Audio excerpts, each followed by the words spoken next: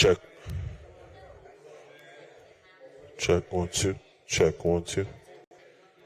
Check 1 2. Check 1 2.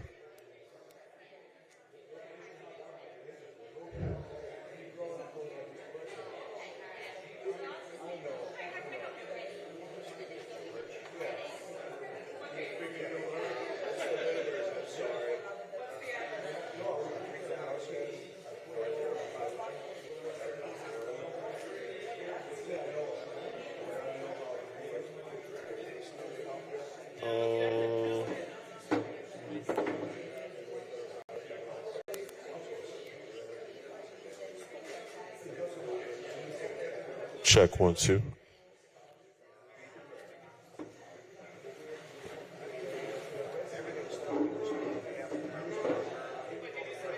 Check 1 2.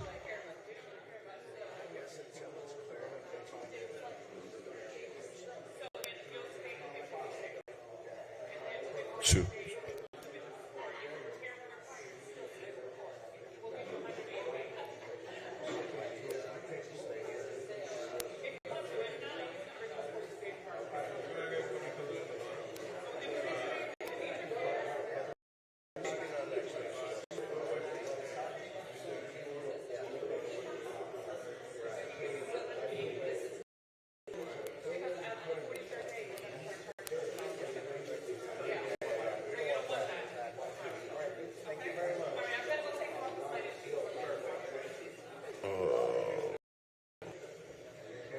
Check 1 2.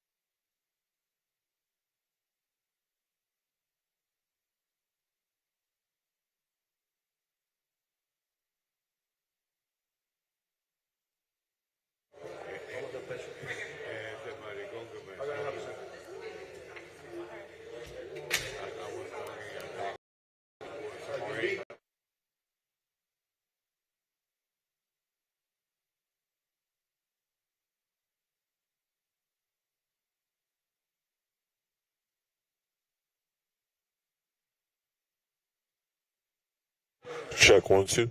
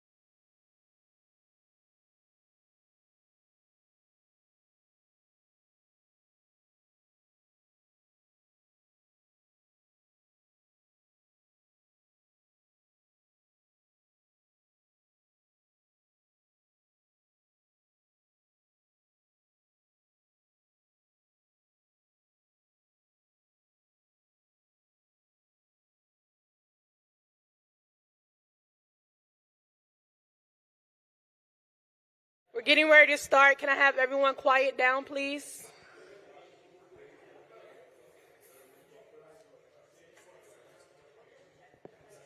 Welcome to our February 15th, 2023 Special Magistrate hearing for the Building Division. At this time, I need you to silence all of your devices, please. If anyone, inspectors, please, can you take the conversation outside?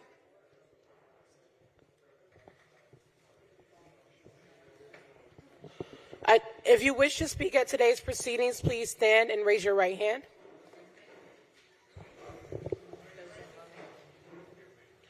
Do you swear and affirm to tell the truth at today's proceedings? Thank you. You all may be seated. Your Honor, ready? Okay. Our first case is on page 27. It's a hearing to impose fines. 27.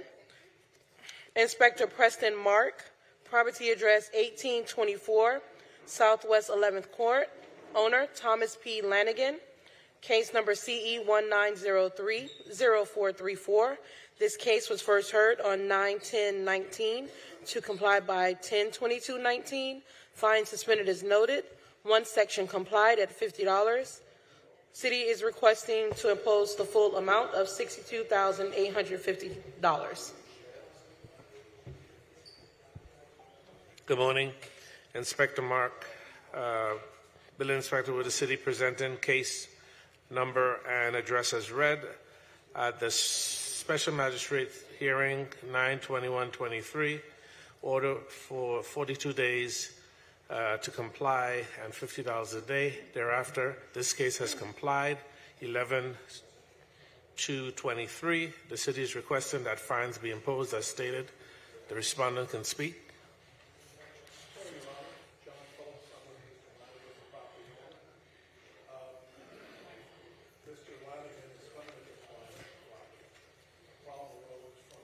For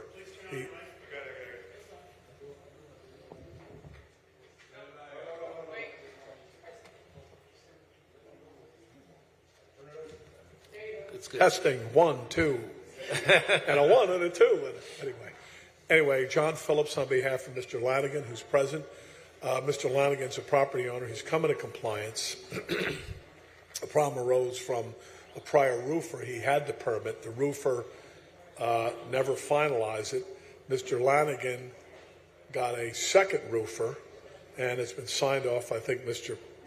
Preston is, we're okay with that. So we respectfully request that the fine be withdrawn, and that discussions at the city were had that there would be administrative fines because the property has been in compliance, and it's not really the fault of the property owner. I don't think Mr. Preston opposes that. The City will support a reduction in fines to administrative fees of $1,365.39.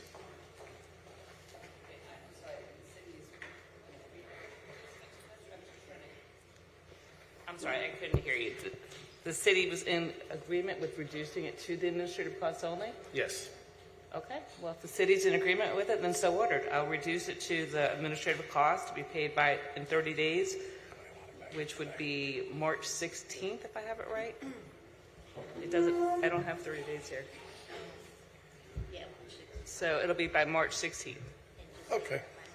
It'll be in the amount of $1,300, and you said $65? Is that what? $65.39. And 39 cents. Thank you. Okay. Thank you, Ron. Thank you. Thank you, Mr. Preston. Our next case is on page 36.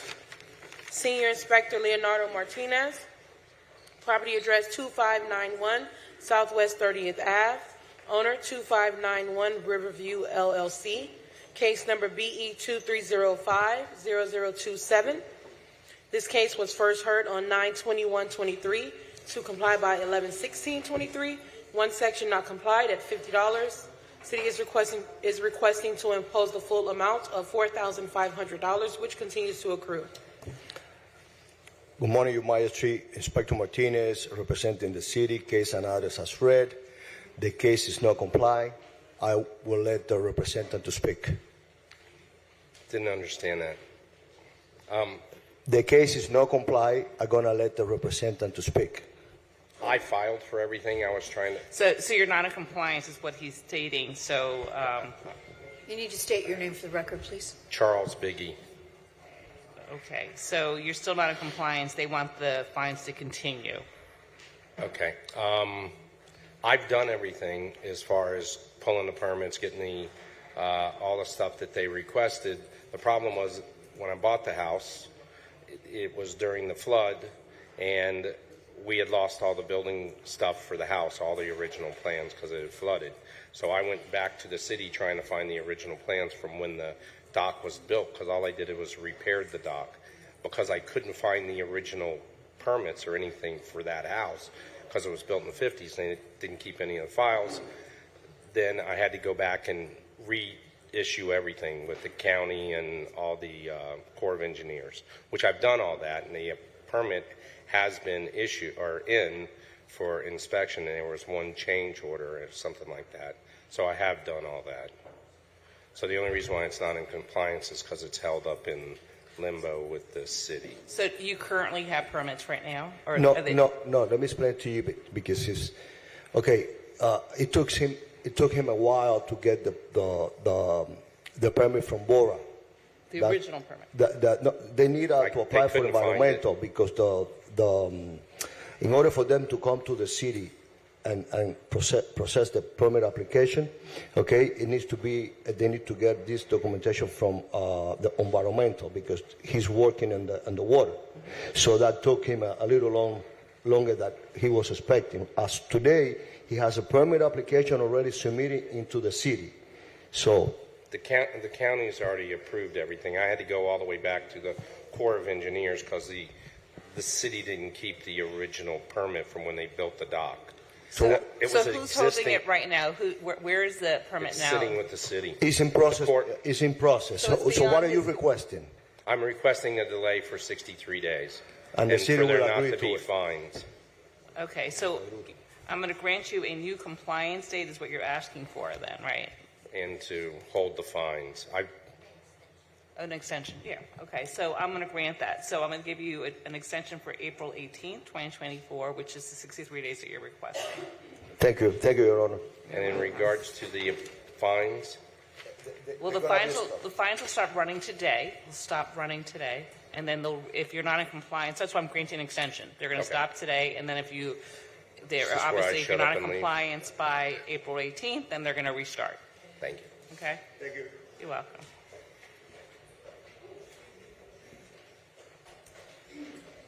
Our next case is on page 32. Senior Inspector Alejandro Del Rio. Property address 2416 North Atlantic Boulevard. Owner Daniel Michael Hurt.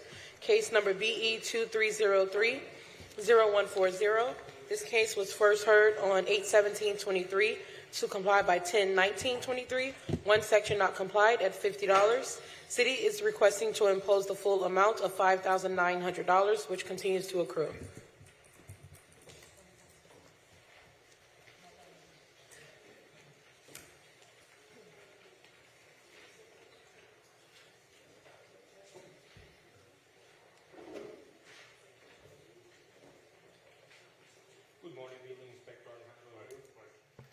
Good morning, Building Inspector Alejandro Del Rio for the city, updating case as read. Case is not in compliance. I'm going to let the respondent speak. My name is Dan Hurt. I'm the owner of the property. We currently are not in compliance process and ask that the fees be suspended for 63 days. City would not oppose to the extension. Okay, so I'm going to grant the extensions with a new date of then April 18th. Thank you. You're Thank you. welcome. Good luck. Our next case is on page 25. Senior Inspector Alexander Alvarez. Property address 2608 Northeast 23rd Street. Owner Joseph G. Lea. Case number BE 2306-0193. Yeah, Yeah. This case was first heard on 9/21/23 to comply by 10/19/23. Everyone, I need you to keep your voices down as much as possible, please. I'm having a hard time hearing. One section complied at $250. The city is requesting to impose the full amount of $29,250.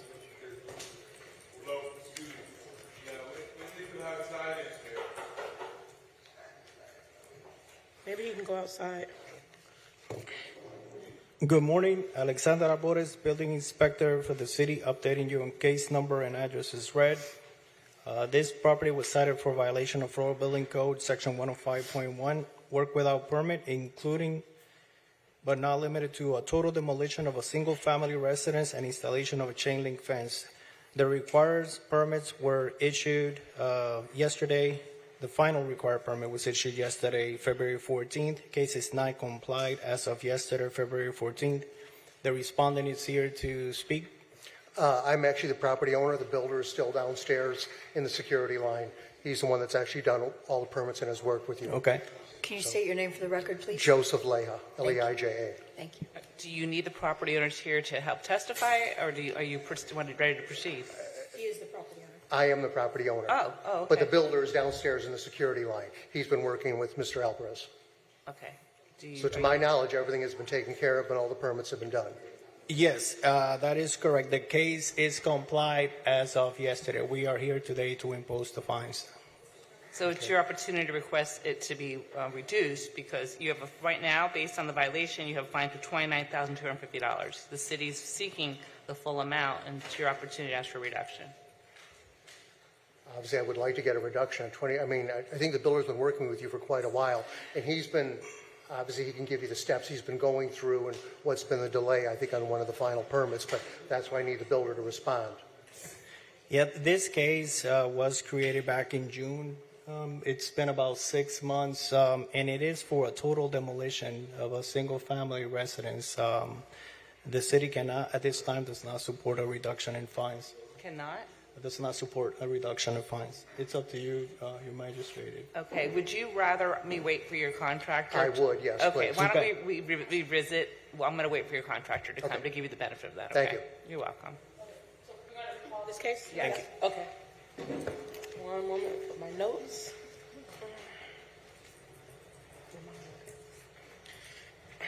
Our next case is on page 28. Senior Inspector Jose Saragusti, property address 1130 Southwest 26th Ave, owner Sony Fisian, case number BE 2209-0080. This case was first heard on, did I say the address? 1130 Southwest 26th Ave? I'm sorry. This case was first heard on 8/17/23 to comply by 11/16/23. One section not complied at $100. The city is requesting to impose the full amount of $9,000, which continues to accrue. Good morning, Magistrate. Jose Saragusti, Building Inspector for the city, presenting the case number as read. The case is not complied. It was a permit issued yesterday for the demolition. The city is asking the owner to come in compliance within the next 35 days of the fines. Yes, it's in Massachusetts. So why would we ask him to come to compliance in 35 days? They're already compliant. Yes, it's not complied. Right, so it's not compliant. It's not complied, sorry. You mean a 35-day extension? 35-day extension, yeah. Please state your name. I will let Yes, the my name is respondent Sonny speak. Fishen. I'm sorry? My name is Sonny Fishen. I have the architect speak for me about that.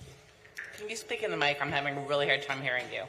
His name is Sonny Fishing, so I'm been helping with the case here.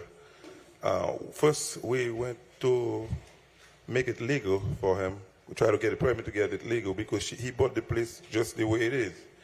After a couple of years, I guess the inspector come out, want to make it legal. So we did everything, go to the city, try to get a permit, and we find out that the setback was not good enough. So and then decided to go for another permit for demolition. That is why it was been taking so long. It's not like it's did that by.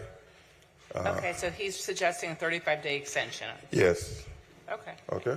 Okay, so I'm going to grant the extension so that the new compliance date is March 21st, 2024. If not, your daily rate of $100 will apply, okay? Well, we should be done the next couple of days, so. Okay, perfect. Thank you. Thanks. Our next case is on page 30. But don't they have another case? It's not the same person? Oh. Oh, no, it's not. No. Okay, got it. Thank you. On page 30, Senior Inspector Alejandro Del Rio, property address 225 South Fort Lauderdale Beach Boulevard, owner L&A Beach Holdings, LLC, case number BE 221-00044. This case was first heard on 1/19/23 to comply by 3/2/23. Fine suspended as noted. One section complied at $50. City is requesting to impose the full amount of $6,950. Building Inspector Alejandro Del Rio for the city, updating case as read. This case is already in compliance. I'm going to let the respondent speak. Good morning, Magistrate Kincannon. This is Lauren Pleffner with Crush Law on behalf of the property owner L&A Beach Holdings, LLC. So due to the unique nature of this case and the time and work spent to get this property, to get the permit issued and the property up to compliance, we actually would request the imposition of administrative costs as supported by the inspector, which I believe Inspector Del Rio has said was $1,500. City would agree with the reduction? So is it $1,500 in Yes. administrative costs? Okay, then I also ordered, I will reduce it to the administrative cost of $1,500 to be paid by March 16th. Thank you. Thank you. I appreciate it. Have a good day. Our next case is on page 33. Senior Inspector Leonardo Martinez, property address 901 Southwest 31st Street, owner Mark Petrowski, case number BE 2301-0148. This case was first heard on 5/18/23. To comply by 8/17/23, fine suspended as noted, one section not complied at $50. The city is requesting to impose the full amount of $5,900, which continues to accrue. Good morning, Your Honor. Inspector Martinez representing the city. Case and address as read. After going through a variance and the variance was denied, the homeowner applied for a permit. Permit still have corrections. This case is not in compliance and it was opened on January 25th of 2023. The city doesn't support an extension. I will let the representative to speak, or the owner to speak. Good morning. My name is Mark Petrowski. I'm the homeowner. I do have a permit filed. I have one more correction from the engineer and architect to submit. And then I'll be eligible for all my permits after the fact permit that I applied for. I've been working on this case since I met Mr. Martinez. The Board of Adjusters was a long, arduous task, and I had no reason to be there, but I took the wrong avenue. I should have gone this way by asking for an after-the-fact permit. But now that I've granted the permit, I've got the ball rolling to getting this building legal. So can I just ask a question? I'm just confirming with the inspector. The Board of Adjustment denied your request for variance? Yes, I had like 4 asks, but I never knew how far-fetched my asks were, and I didn't. It was really a rough. But they denied the variance for the shed? Yes. So if they denied, because, can I ask why? Because if you have a building permit application in and it has to be approved by zoning and the Board of Adjustment denied your request for variance, the permit's never going to be approved. I didn't have a permit to begin with. Right, I understand that, but what I'm saying is if you needed approval from the Board of Adjustment for either the height or the placement of the shed, and they denied that request for variance, when you submitted your permit application, that has to go through and be approved by zoning. and they're not going to be able to approve that because the denial of the variance. Okay, I went from a shed to an addition. I changed the verbiage. Oh, okay. So I was going down the wrong avenue all along by going to the shed process when I should have gone to an addition. Okay. Now I'm getting things approved. Okay. All right. I just wanted to make sure because I didn't want it to be futile for you to Thank go you. through the whole process. I just want to clarify that the permit is still showing as a shed, and it still have corrections pending by zoning, by landscaping, and by flood. So the city won't support no extension at this time. Can you address that, why it still has it noted as a shed? If I have no idea. It could be a clerical error. I asked for an addition, and it's I have the An addition is something, it's a part of the building attached to the original building. Right. And this is detached complete. So you're making an addition or making a detached building? What do you? detached building, This is an accessory structure, but it's a shed. It's smaller than 600 feet, smaller than that prop. I don't know why. So that's not an addition. Well, that's not knowing how to approach this. I went that direction, but the city's playing with me on this. I don't know why. Why they allow me to go through the permit? Getting an architect and an engineer. Why am I? If I was dead in the water back in August. The city's not playing with you. Since the first day that the variance was denied, I told you not to proceed with this. You was the one that decided to proceed and put papers in. That's the part that the city doesn't have anything to do with that. Since the variance was denied, right there, that's it. It's the end of it. And I spoke to you about it. And I explained it to you about it, and you told me that you're going to take another avenue, and you will try to apply as another accessory structure with another name. Right. I wasn't willing to give up. I thought I'd at least try to get this thing pushed through. So don't put the blame on the city. The city, which is... No, my fault. That's the reason I'm here. It's my fault. I don't deny that. But I was hoping I'd go to a different avenue to get this building legal. But it seems that you have not gone through. It's based on the city's testimony. You're still trying to do the same thing. Maybe you're calling something else, but under the paperwork, it still says shed, which is going to be denied. So until you correct it, I'm going to deny any extension because it's not corrected into the system. Okay. So as we speak now, I'm not going to grant additional time. So the city's requesting that the full amount be imposed. Yeah, this time the city won't grant. It's not agree to any extension. Wow. Okay. So this is demolition. I got to demolish the building. The city doesn't grant any extension. Until the case is not complied, the city. You're gonna keep accruing fines. If you can get the permit issued, the day that the issue is granted, it's gonna be the complied date. Neither you get a permit, which I don't know how it's gonna happen, or you demolish the structure. Yeah, sir, I would suggest before you go any further, try to make an appointment with zoning because, again, that's why I was confused and was asking you. If you've been denied by the Board of Adjustment to have that shed, and it's a shed, it's a detached structure, you're not going to be able to get anything approved that I can see. But again, the issue of the holdup in your permit is always going to be zoning. So you need to definitely speak to zoning to see if there's any application for what's there now that can actually go forward and be approved. So it's not really it is a building issue because it needs a permit, but I think your holdup and your roadblock is going to be zoning. So you may want to speak to them, see if there's anything that you can permit, and go from there. That's your best bet. Start with zoning to see if you can get into compliance and get an approved permit for something. If you can't, then it does have to be demolished to get the case in compliance. So did that make sense? Yeah. Well, aside from what Mr. Martinez told me that it needed to be demolished, I thought that was just an inspector speaking.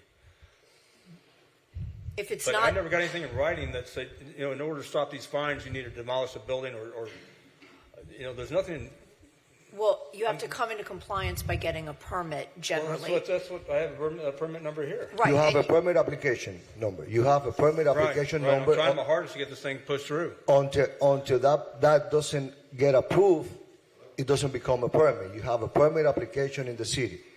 What we recommend you is to go and speak to the zoning department, like the lawyer is saying, and see what is your other avenue. Because as now, it's I mean. Let me ask: Is there an avenue, or am I just going to go to zoning and have more fines occurred on me? Is there an avenue? Well, I'm not the attorney assigned to planning and zoning. That's not my direct area of expertise. So I don't want to guess. I think it's maybe problematic because the Board of Adjustment denied. You were going through the right process, right, to try to get a variance through the Board of Adjustment, but they denied you. So typically, the Board of Adjustment will generally tell folks, if you're denied, then you need to demolish whatever it is. It can be a tiki hut, it can be, a shed, an accessory structure. So, but again, they're the authorities on what is permissible under that side of the code. If you can't meet a zoning code, then yes, it would have to be demolished. You don't need a permit for that because, again, that was put into place without a permit. So but you either get a permit and get an approved permit, and then it can stay, or you have to demolish. But talk to zoning. They're going to be your best bet. When did the fine stop? When you're in compliance. That's when the building's down? Or you get a permit. One of the two. And at that point, you could request mitigation or, reduction. But up until now, the fines are going to run because the city is not agreeing to any type of extension since it's their position that... I built this thing to save me money for storage for my... I'm paying $550 a month for storage, and I built this to save me money. And that's what's costing me. That architect and engineer, I've got drawings on it. They've been submitted. Okay, and again, there's not much more we can do today other than you've been given two options. Either you're going to see if they're going to approve your permit, so go through zoning, or you're going to have to demolish it. But right now, there's no permit in approval status, so because it's not, your fines will continue to accrue. But it may not be that you're going to get, based on the testimony, it doesn't seem like your permit as is going to get approved because of some zoning issues. So you don't want to keep putting good money in something bad if it's not going to get approved. So you have to make that decision right for yourself. But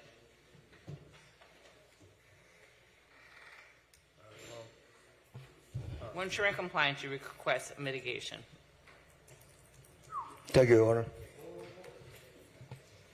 Your Honor, at this time, we're going to recall the case on page 25, 2608 Northeast 23rd Street.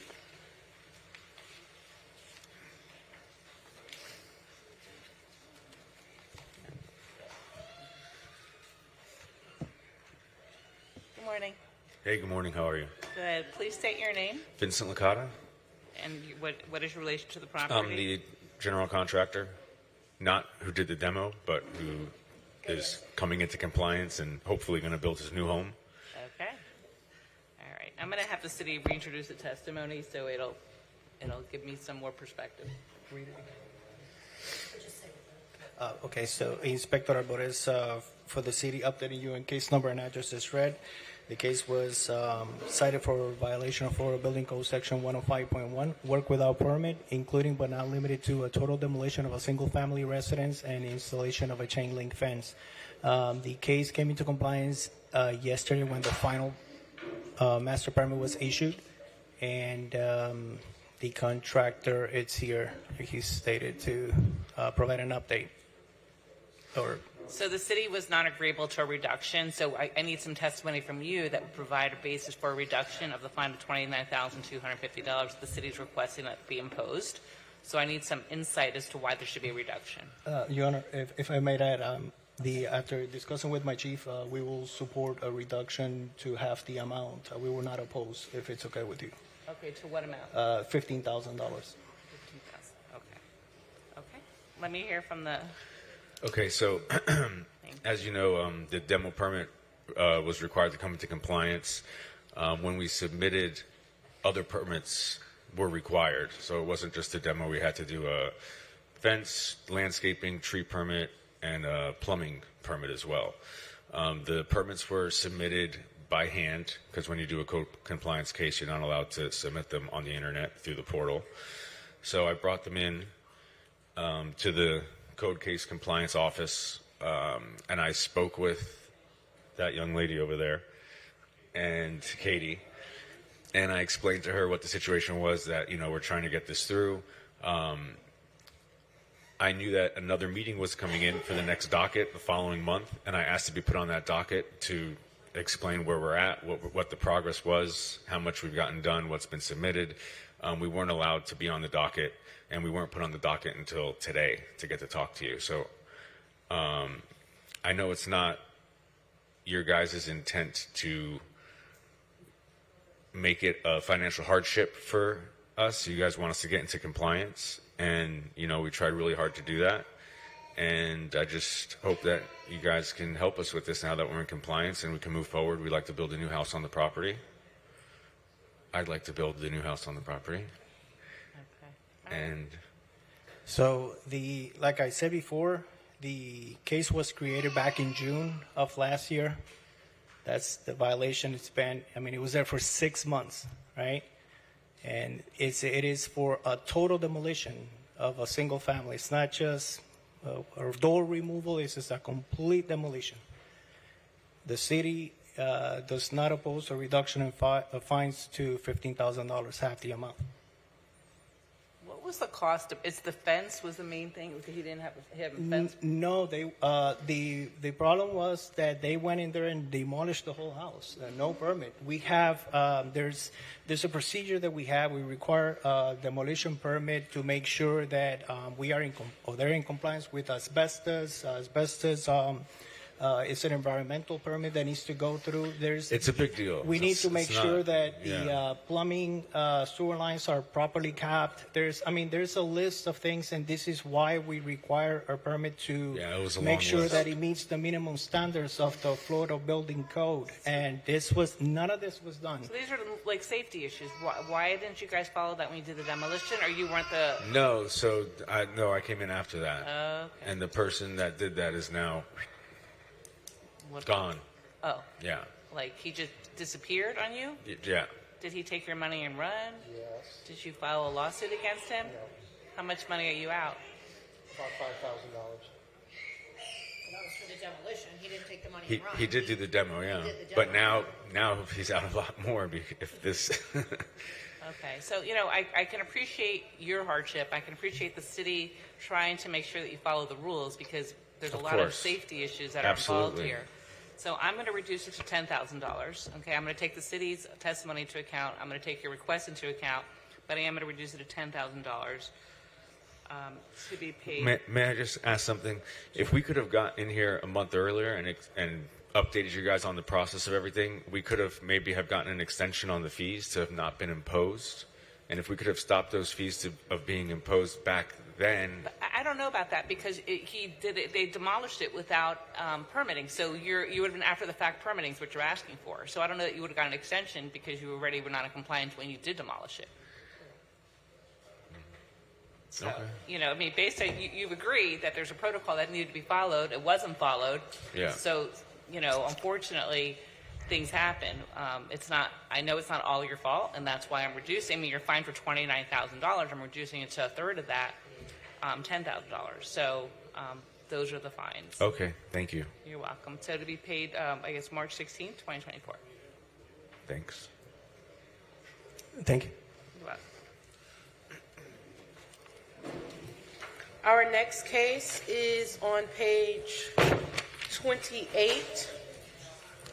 Senior Inspector Jose Saragusti, property address 610 Northeast 14th Place, owner Jakesha Wright, case number BE 2303-0079. This case was first heard on 7/20/23 to comply by 9/21/23. One section not complied at $50. City is requesting to impose the full amount of $7,300, which continues to accrue. Jose Saragusti, Building Inspector for the City, presenting the case number as read. The case is not comply. Demolition permit issue in February 12, 2024. I will let the respondent to speak. Hi, Your Honor. My name is Shikisha Wright. I'm the owner. When Mr. Saragusi shut me down, I wasn't aware of all the permitting and stuff that I needed, so I apologize for that. But when he did shut me down, I hired Fast Permits to help me get all my permits. They have been in process. They have taken a long time. I've spent a lot of money paying them to help me. But now I just recently found out from zoning that my house was built in a setback. I wasn't aware of it when I purchased it. So I guess when it was built, it was permitted properly, and now laws have changed and things have changed. So I am applying for a variance. So I'm in the middle of that. So I am asking for an extension of probably 90 days, maybe more, because I'm not sure how long a variance takes. I know I'm working to get all the documents together right now, and for the fines to stop, because I have been on top of this, trying to stay on top of it, trying to get approved for all these permits and stuff like that. Okay, so when an extension is given, the fines do stop because Okay. you're giving a new compliance date. Okay, this is my first time. No, Sorry. and I appreciate you trying to get in. The city doesn't oppose 98 days extension. Perfect. And All right, stop so- the fines. So I'm going to grant the extension. Your new compliance date will be May 23rd. Okay. So the fines will stop as of today. Okay. Okay. All right. Thank you Good so luck. much. You're welcome. I appreciate it. Good luck to you. Thank you.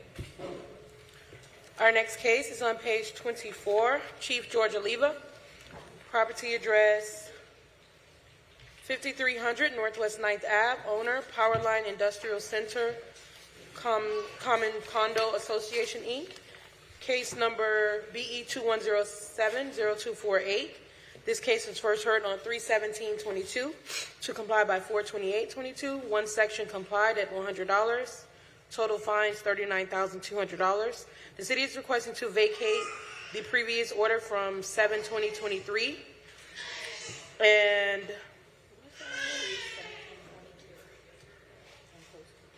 and 3/17/22 final order, and close the case. Have the case closed. Okay, so you're requesting that all the fines be vacated.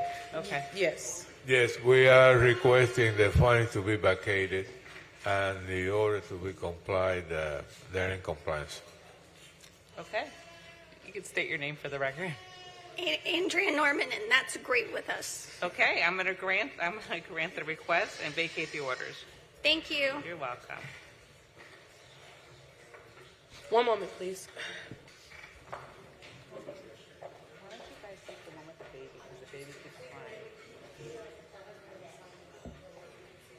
Oh, you were doing the same thing? Unless we can have them go to the front of the line. I always do that. Sign in. Yeah. Okay. Our next case is on page 24, Chief George Oliva. Oh, I did that one. Sorry. My bad.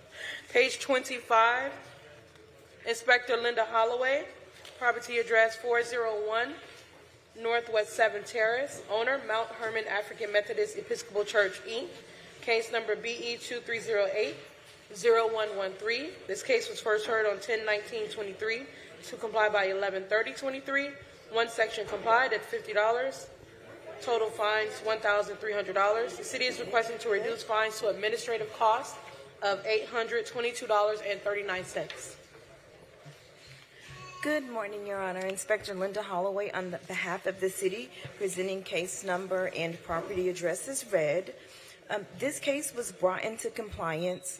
The city's administrative cost is $822.39. The city wouldn't oppose to a further reduction. Ms. Lockie, Ms. Anderson, I think, I'm sorry, is here to speak on behalf of the church and what happened with this device. Okay. Hi, good morning. As Ms. Holloway has indicated, I've been working on this process. As the time that I got the position, I've been going back and forth with AB Fire. I thought we had maybe 2 backflow fire issues, and it's turned out to be more. We have so many. So while I thought we were complete, we really weren't. We're now in compliance. Yes. And I'd like even further reduction. It is a church, and we have some other issues going on. plumbing and roofing. So if I can get that vacated altogether, I'd appreciate that, but I understand we were not in compliance. What is the city agreeing to? Like I said, I wouldn't oppose to further reductions. If you could waive them altogether, that would be great. Okay, I'll go ahead and waive them to 0. I thank you so much. Good luck to you. God is good. Thank Thank you, Your Honor.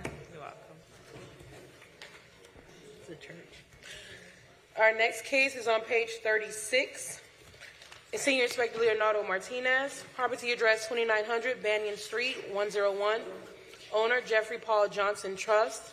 Jeffrey Paul Johnson Trustee, case number BE 22110133. This case was first heard on 5/18/23 to comply by 7/13/23. Fine suspended as noted. One section complied at $50. Total fines $5,050. The city is requesting to reduce fines to administrative costs of $1,275. Good morning, Building Inspector Martinez. Case analysis as read. Case is complied. City is requesting administration cost of $1,275. Jeffrey Johnson, thank you, Mr. Martinez, and I agree. Okay. Thank you. We have all of our permits, and we hope to get. We've had plumbing inspection. We hope to get electrical inspection next week. Thank you for your cooperation. Okay, so I'm going to grant the reduction to $1,275 to be paid by March 16th. Okay. Thank you, Your Honor. Our next case is on page 32. Also, Senior Inspector Leonardo Martinez, property address 101 Southeast 23rd Street. Owner Bunkhouse Holdings, LLC, case number BE 23020170. This case was first heard on 9/21/23 to comply by 11/6/23. One section not complied at $50. The city is requesting to impose fines of $4,500, which continues to accrue. Building Inspector Martinez, case analysis as read. The case is not in compliance. I'm going to let the defendant speak. Good morning. Bruce Forbes, the owner of Bunkhouse Holdings, owner of this property. I'd like to request a 28-day extension. We've turned in the last engineering and architectural items on the list to get our permit. So hopefully we'll have that in 28 days. If I can request a 28-day extension without any fines, I would appreciate that. Their permits are in process in the last stage of review, and they have a correction to submit, and the city won't oppose a 28-day extension.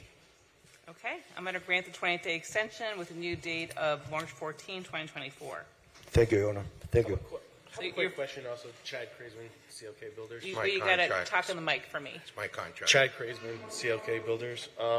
We have two different hearings on the same property.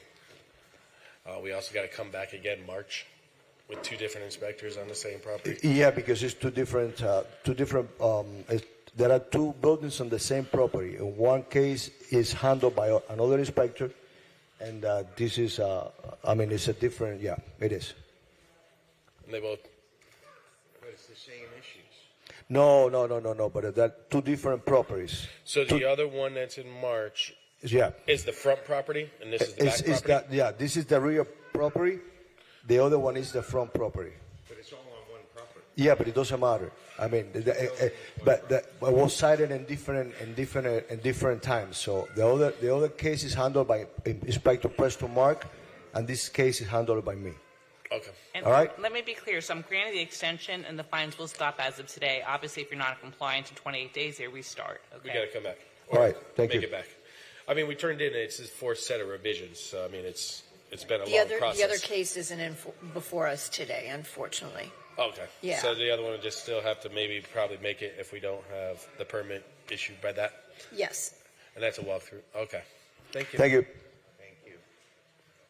Our next case is on page 35, Senior Inspector Leonardo Martinez, property address 1724 Southwest 4th Street. Owner Brian and Courtney L. Cicali? Cicali, okay. Case number BE 22090143. This case was first heard on 5/18/23 to comply by 7/13/23. Fine suspended as noted. One section complied at $50. Total fines $3,000. The city is requesting to reduce fines to administrative costs of $525. Building Inspector Martinez, case and address as read. The case is comply. City is requesting the 525 reduction for administration costs. I'm going to let the defendant speak, the representative speak. Okay. Thank you. I'm Brian Sicali. I'm the homeowner. Thank you for saying that the fines could be withdrawn. I'm wondering if administration fees could also be withdrawn. We met in May, and as long as I showed that I was going through that process and going to those meetings, because I didn't want to start the permit process like that other guy, not knowing whether the variance was actually going to get signed. So it was like that was the first step, and then I would determine whether I would go and get the permit. So you never did any work without having the permit, or without? No. I did. No, the shed was built without permit. It was built unpermitted. And just to clarify that, while the variance, we were waiting for the variance, there was no accrued fines at all, because he got extensions. Okay. So this is after that it took him a while to put the paper together and apply for the permit. Okay, so I'm just going to leave it at the administrative cost. I mean, I appreciate all your diligence, but the city agrees that they're reducing your Right. fines to the administrative cost, but I'm going to keep those imposed. What are the administrative costs like related to, specifically related to the All fines? the inspections, all the time that we present cases in here, and it accrue $3,000, and we are requesting only $525. Okay, so you're saying even all the stuff that happened before I got fines, like regardless of whether I was going to get Of any course, fines. you committed, there was a violation in your property. You built a shed without permit. Okay, that makes sense then. So every time I thought it was associated specifically with the fines. No. Okay, yeah. All right. All right, I'm good with that. All right. Thank you so much. Appreciate it. Our next case is on page 33. One second. Senior Inspector Leonardo Martinez, property address 901 Northeast 16th Place, case number BE 23030086. Owner John Gordon Robertson, homestead exempted, Robertson Family Trust, and all others. This case was first heard on 8/17/23 to comply by 10/19/23. One section not complied at $50. The city is requesting to impose the full amount of $5,900, which continues to accrue. How you doing today? Good morning. Good morning. Building Inspector Martinez representing the city, case and address as read. This case is not in compliance. I'm going to let the representative speak. So originally I have an original house. State your name for the record. John Robertson. So I have a house from 1953. It was my great uncle's home, and it had original wood cedar shingles on there, and they were flying off in the storm. And when I did a little bit of Googling, I saw that you could replace this if it was less than $500 worth of materials. So in my head, I went and replaced the siding of my garage. And so now I'm incurring fines, and I just didn't have the money to hire a contractor. I had somebody wanted to charge me like $5,500 when it was just a $300 wood siding job. So here I am now, and finally got some money. I actually had a family friend loan me some money for this, and I have a Mr. Haywood who's going to do an application for the stucco work. Your Honor, I was contacted by a contractor. He is trying to help this couple, is John couple. They don't know better, and they've been trying. His wife been in contact all the time, trying to find a way to make a solution for this violation. At this point, I was contacted by this contractor that he's trying to help him. They're going to apply for a permit. They're going to submit a permit application if it's not already in the city, and I will agree, or the city will agree to 56-day extension to allow them to walk through the process. Perfect. All right, so I'm going to grant the 56-day extension, so you have a new date of April 11th, 2024, or the fines will start back then. Okay, but right now they'll stop as of today. I appreciate your time. Let's try to get that done. Thank you, sir. And this extension, okay? I understand. All right, man. Thank Thanks. you. Appreciate it. No problem. Our next case is on page 6. Chief George Oliva. This is a new business case. Property address 633 Northeast 9th Ave. Owner Parkside Villa 2 Condo Association, Inc. Case number BE 2308-0204. Notice posted at the property on 12/29/23. Posted at 1 East Broward Boulevard on 2/1/24.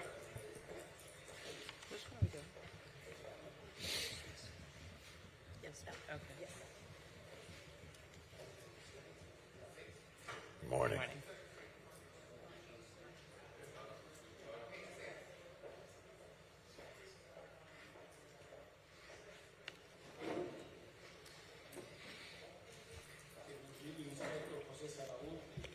Sorry.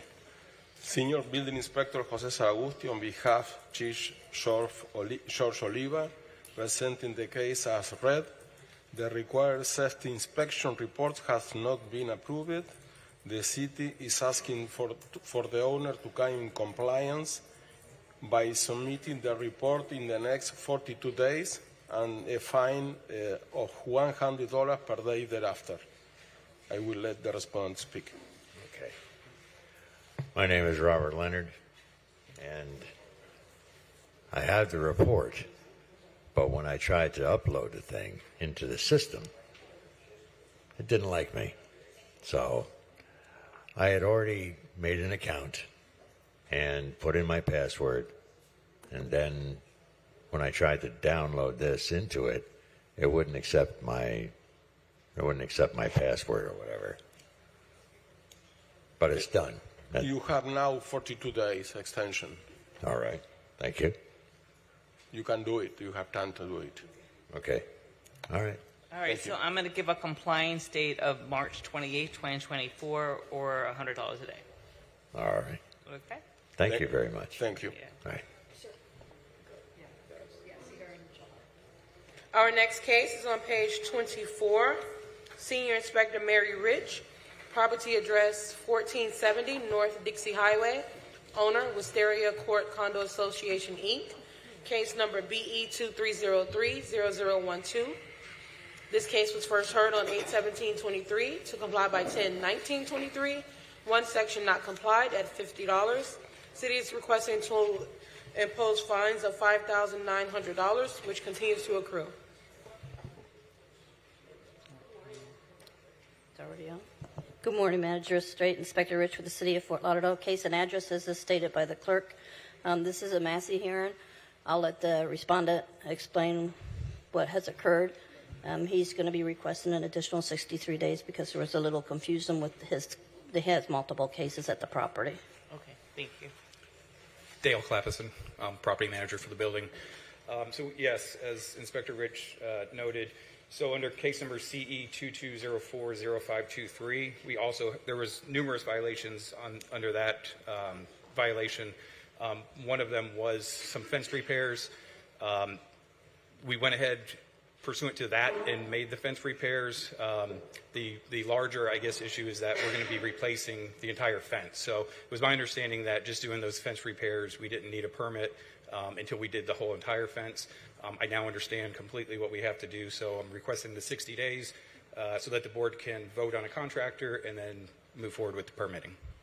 Okay, then I'm going to grant the extension pursuant to both testimony. Your new compliance date will be April 18th, or a fine of $50 a day, okay? Thank you. And the fines will stop as of today. Yes, ma'am. Thank you. Thank you, Your Honor. Thank you. Our next case is on page 30. Senior Inspector Alejandro Del Rio. Property address 837 North Fort Lauderdale Beach Boulevard. Owner 837 NFLBB LLC. Case number BE 2303-0243. This case was first heard on 8/17/23 to comply by 10/19/23. One section not complied at $50. The city is requesting to impose the full amount of $5,900, which continues to accrue. Building Inspector Alejandro Del Rio for the city, updating case as read. Case is not in compliance. I'm going to let the respondent speak. Good morning, Your Honor. My name is Christine Moore. I am here on behalf of the owner of 837 North Fort Lauderdale Boulevard. There are a couple of issues here. It involves a transfer of sale. We purchased the building in December of last year. We were told at closing that all permits were in place and there were no issues. And we later did hear from the city that actually at the time the owner did say that he had the permit and it had been lost by the city, which I really can't attest to. So the owner did leave the country. He came back the beginning of January. We were not able to reach him. We have worked on getting the site plan and the survey. And the gentleman who did the awning originally for the previous owner had told us that he had applied for his contractor license and he would be able to help us to get the permit. And however, he has not yet received his contractor permit. So we were kind of in the lurch with that. So we have reached out to a new contractor to put the permit in place. So we would ask for an extension in order to get that done. And also I am requesting if there's any way we can get a reduction on the fine with the transfer of sale and trying to get what we need to get done with authenticity. We have been trying. How much time are you requesting for an extension? If we could get 60 days with the new contractor, or if not, whatever you think is reasonable. City wouldn't oppose to a 63-day extension. Okay, so I'm going to grant the extension. Your new compliance date will be April 18th. Thank you. For a fine of $50 a day, and I won't address the amount right now at issue until you're in compliance. Once you're in compliance, then you can request a mitigation or reduction. But I'm going to stop the fines today, and then once you're compliant, you can make that request again. Okay, thank you. What is the total of the fines to date? $5,900. Okay, and we have an extension to pay that now because of the extension? No. Yeah, so right now you don't have to pay them at the moment. I'm stopping the fines today. Okay. I'm granting you additional time to comply, which is until April 18th, so you're getting 63 more days to try to get in compliance, obviously. And then once you're in compliance, I think the city has a way to seek a reduction of those fines. Through mitigation. Thank you. Thank you. Thank you. Our next case is on page 26. Inspector Preston Mark. Property address 424 Northwest 22nd Ave. Owner Elderman Stone. Case number BE 2305-0019. This case was first heard on 9/21/23 to comply by 11/2/23. One section not complied at $50. The city is requesting to impose the full amount of $5,200, which continues to accrue. Good morning. Good morning. Inspector Preston Mark, Building Inspector with the City, presenting case number and address as read. This is a case to impose fines. The Special Magistrate Flynn ordered 42 days to comply November 2nd, 2023, or a fine of $50 a day thereafter. This was at the Special Magistrate's hearing 9/21/23. The case is not in compliance. The respondents are here to speak. Yes, good morning. My name is Ashley Stone. That's my father-in-law back there, Elder Stone. He's the property owner. This case, we've been here before. We don't pay fines. This case originally is from a company that we hired to help us fix the house called Y Green. They originally put the permits. I guess they didn't close it. In 2019, me and my father-in-law went downtown. The lady, we paid a fine because they reduced the fees. We paid that. She said that the permit or whatever was closed. 2022, I think during the pandemic, it came back again, saying that we needed somebody to come out and inspect the AC, a permit, and all this kind of stuff. I have contacted 4 contractors. I have contacted the city. I called Mr. Mark. I have called his supervisor. I emailed. I even had been through like 4 inspectors. I'm at loss right now. Nobody wants to help us. I can bring the original permit that they pulled. I don't know what to do. And I would like the fines to be reduced to however it go. We already paid fines. I don't know what to do. It was the company that we hired. I have documents if you need them. I don't know what to do. Okay. Unfortunately, I have no information regarding this. The city is requesting the full amount of the fines to be imposed. Okay. I will have to consult with the chief to make a determination as to whether we can give you additional time to sort this out. But at this point in time, the city is requesting that the fines be imposed and continue to accrue. Preston, we're going to provide her extension of time to the next hearing so she can contact us, Joe P. and myself. That way we're going to try to help and work this matter on. Okay, I'm I trying. agree. So, ma'am, if you have the documentation, you may want to see Chief Oliva while you're here, Okay. or make an appointment. I'm going to make an appointment. Right, and then I think they can also give you some good direction on how. It's your uncle, you said, right? No, it's my father-in-law. It's the Oh, house your that we father-in-law. stay Sorry. in. I Your mean, father-in-law can probably get the case closed and get the final inspection without the need of a contractor. So, yeah, go. With that, even with a contractor, nobody would take the case. Right, that's what I'm saying. So I think there's a way to be able to change it to an owner-builder permit and have him call in for a final inspection and close the permit. But you should go talk to the chief, and they can direct you. That way you will not need a contractor, and you can get it resolved. Okay. So I'm going to grant I you appreciate additional it. time so that your new date will be March 21st, so the fines would stop today. And certainly if you have the paperwork that shows it was closed before, obviously they'd like to see that too, and then it may be a Should non-issue. we reschedule for her to come back then so she could do Yeah. it? So why don't you come back then on February 15th as well? February 15th? March. Today's February 15th. Oh, here we go again. Do you see my, no, look at, no, it's not me. Look at my hearing dates. They're all February 15th. Oh, no. Look, okay, so what's, March 21st. so that's your next hearing date? Okay, but when's the next hearing date? March 21st. Okay. March 21st. Oh, okay. All right, so we'll give you a new date. How about you come back March 21st then? Okay. Okay, okay. Thank you. Your Honor, at this time, the city is requesting recess. Okay, thank you. Thank you.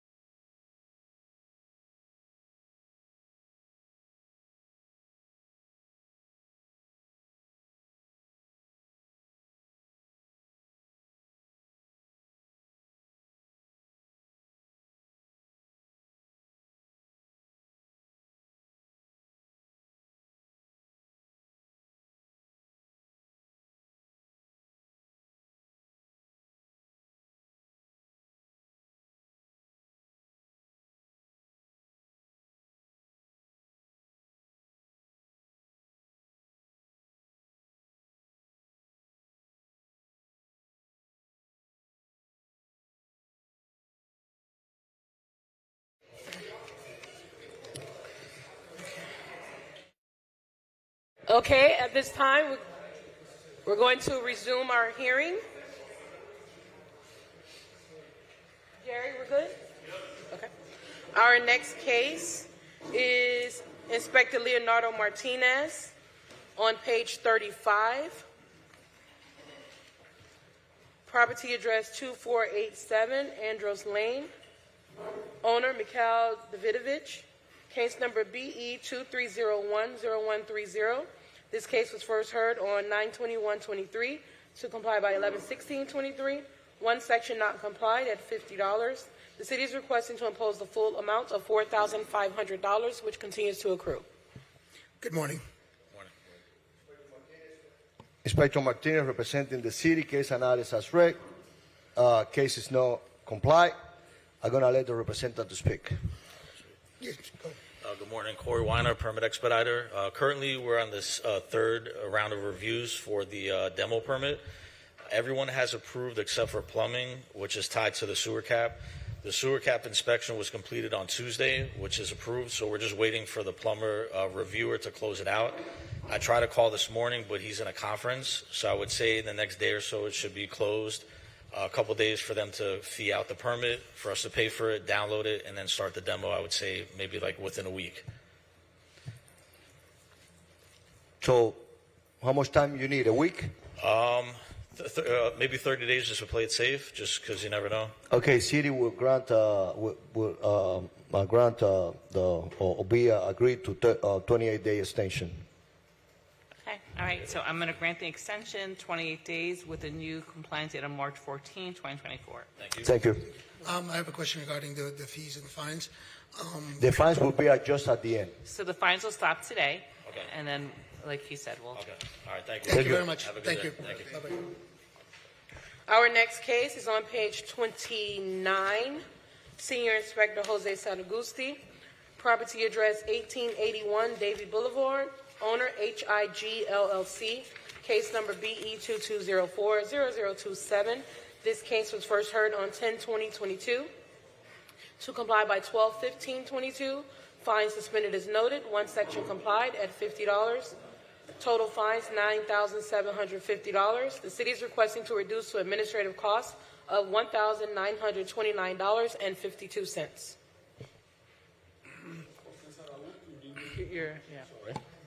Jose Saragusti, Building Inspector for the city, presented the case number as read. The case is comply. The accessory structure were demolished. I will let the respondent to speak. Hi, my name is Mohammed Haroon. I'm the property owner for the last 30 years. And the structure, which was a walk-in cooler, was put in after the Hurricane Andrews. And at that time, there was no permit required from the city. If you do put in an installation, it was $800. You don't need any of this. So therefore, it was not in the city's archives showing that this structure was there. So now, when he did the inspection, it shows we try to get the permit, zoning, there's new survey, all these things. So finally, we got tired of it. We took it away. So, and because we have another structure going in, which is 7-story, 100 square foot of self-storage, which the city had no objection. They sent us to the county. County had no problem. Now we are at the final stage from FDOT. When they approve it, it will go in for LUPA meeting. So that's where we are at. So I'm requesting if you can reduce the fine, which is already imposed at $1,900, whatever you can do, I would appreciate that.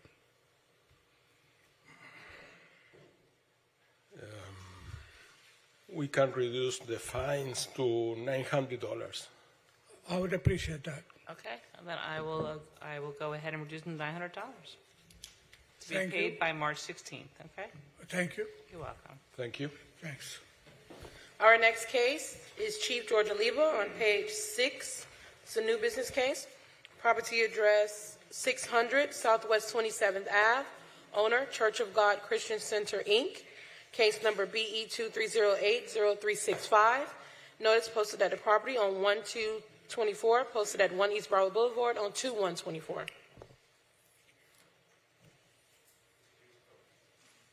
Good morning.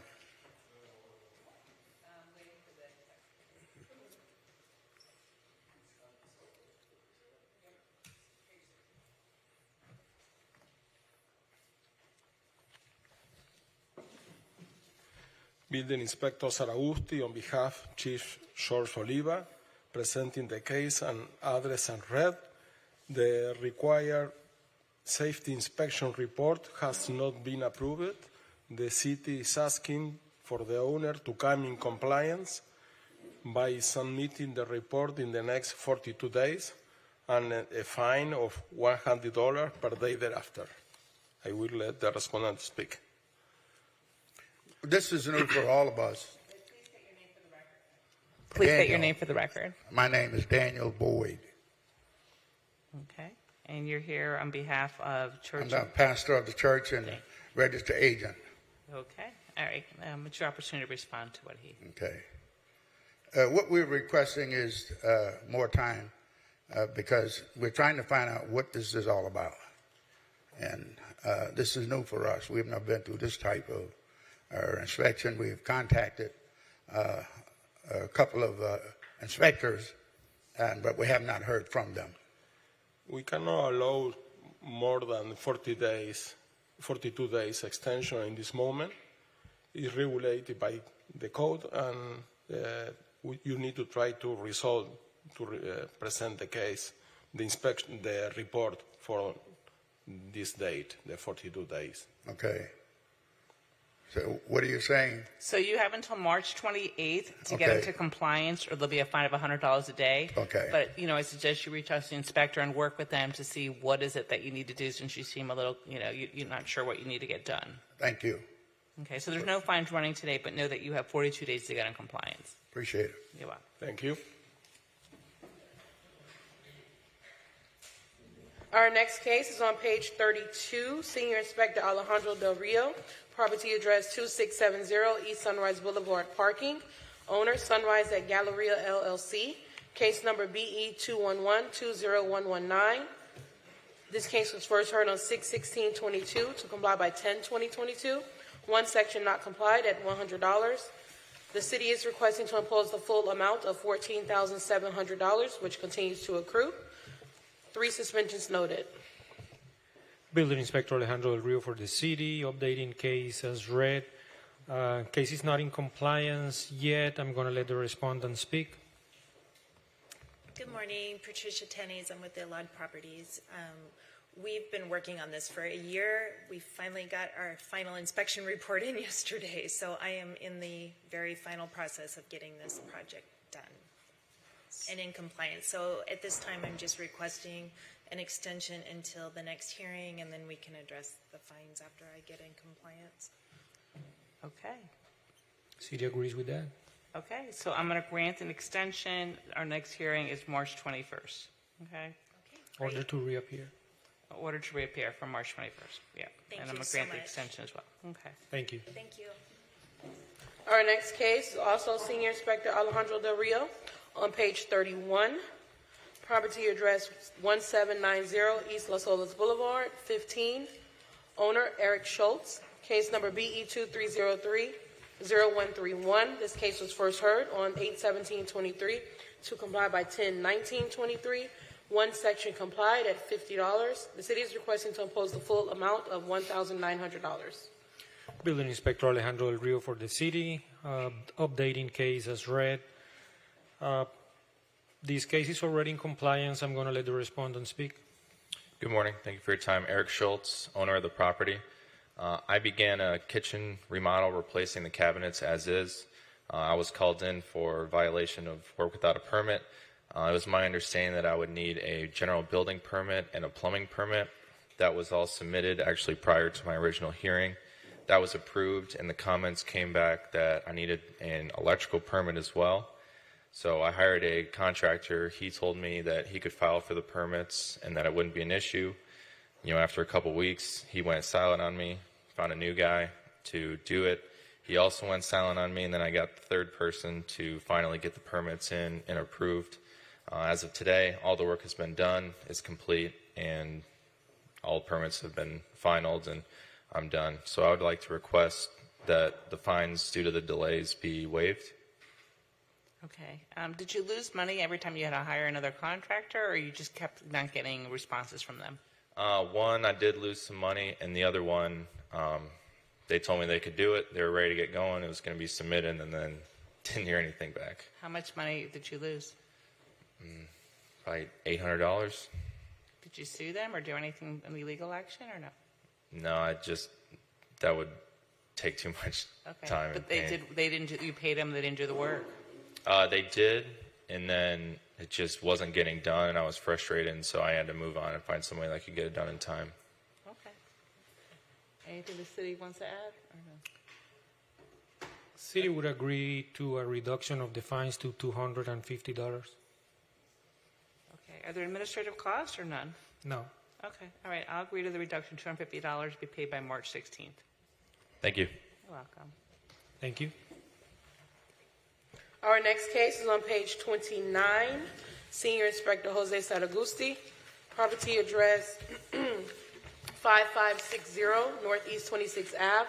Owner Michael Raymond Walton, Michelle Lafria. Case number BE 211-20098. This case was first heard on 9/15/22 to comply by 11/17/22. One section not complied at $50. The city is requesting to impose the full amount of $7,700, which continues to accrue. Several extensions noted.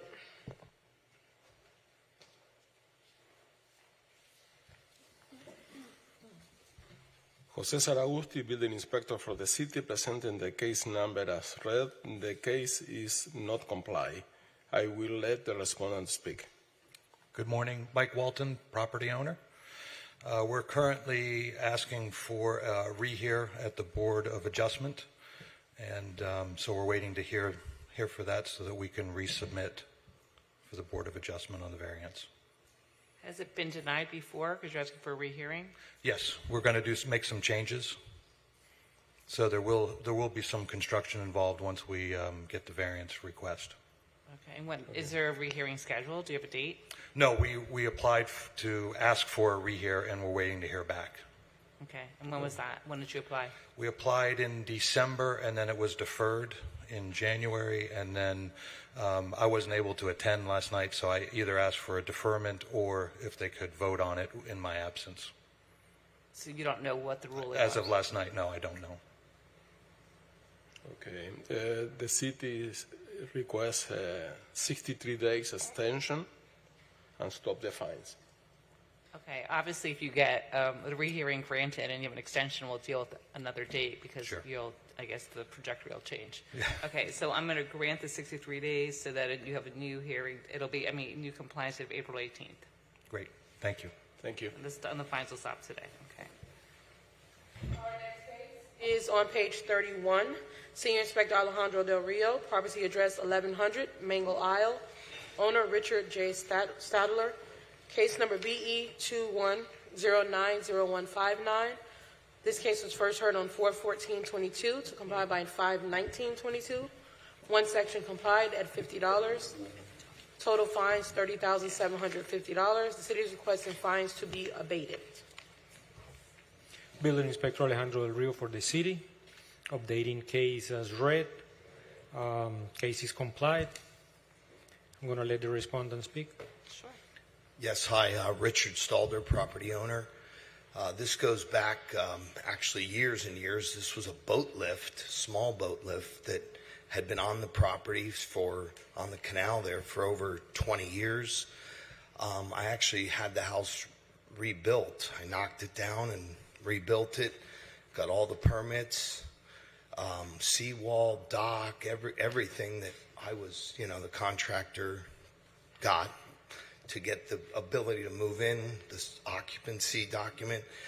And then, a few years ago, this came up, and I had been working with a gentleman named Nash Maddock, and I thought everything was fine.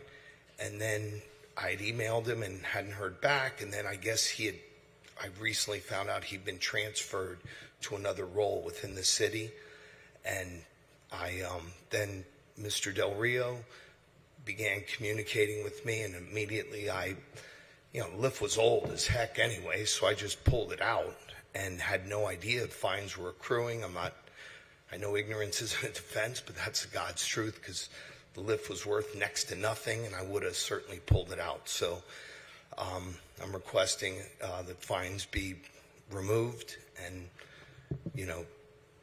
I've already paid for a considerable amount of money to permits and engineers and to try to get whatever they needed, but it just ended up not being that, it wasn't worth it. The lift was so old that it wasn't worth what I would have had to do to try to gain a permit for it. The city seeking, is agreement with zero? Is that what you're? Okay, I'll waive the fines to zero. Thank you. Thank you. Thank you. Our next case is on page 33. Senior Inspector Leonardo Martinez, property address 611 North Federal Highway, owner 611 Federal LLC, case number BE 23030018. This case was first heard on 8/17/23 to comply by 10/19/23. One section complied at $50. The total fines $2,400. The city is requesting to reduce fines to administrative costs of $1,275. Building Inspector Martinez, representing the city, case and address as read. The case is complied. The city is requesting administration cost of $1,275. I would allow the representative to speak. Good morning. Special Magistrate, my name is Edward McGee. I'm an attorney. I represent Ken Fisher and the owner of the property. We would ask for a reset for about 120 days. It is fully in compliance. It is fully permitted for the building permits, but we need to finish the construction to present the final product, and I'd like to review the administrative costs. Okay. So you just want to have time to review the administrative costs? Yeah. You need 120 days to review the administrative? Well, that's we're also, because he ran into so many problems, we're looking at not only the contractors, but the subcontractors to make sure that this time around it goes correctly. Okay. I have no problem. Your Honor, the administrative costs are what they are. There's costs, they're set costs, they're certified mailing, inspections, hearings. It's standard stuff. Can I bring a number here? Okay, Your Honor, the administration cost computed by the clerk was $1,295.63, and the city is requesting $1,275. And the amount of accrued fines were like $2,500, something like that. Which will, of course, go up if we have another hearing, because we'll have mailings, postings, and a hearing. So if we need to have a recess to review those... No, the case is complied. Right, but he's asking to review them, so I'd say to set it at the next hearing. There's absolutely no reason I think for in 120 deference days. that my client at least gets a chance to look at the administrative costs to address them. But it doesn't take 120 days to do that. No, my client wants to do that to make sure the building's done and done right this time. So he's got But the it case is buttoned in up. compliance, so we don't care about that. I just want to bring something to your view. As soon as the permits are issued, the case is complied.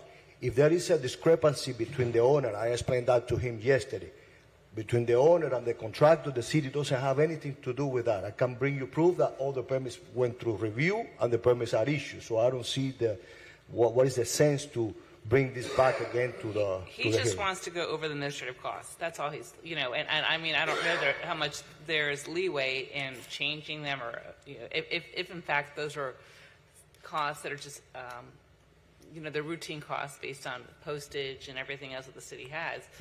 I'm happy for you to look at them if you haven't seen them. I'll give you that opportunity, but I'm going to do it for the March 21st hearing just to review the cost. Okay? That'd be great. Mm-hmm. So I'm going to continue today's hearing for March 21st. Thank you. Thank you, Your Honor. And I can get a copy of the administrative costs.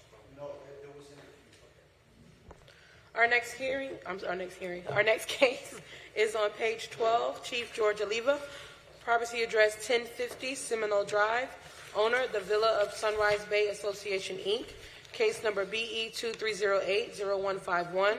Notice posted at the property on 1/19/24, posted at 1 East Broward Boulevard, 2/1/24. What page? Okay.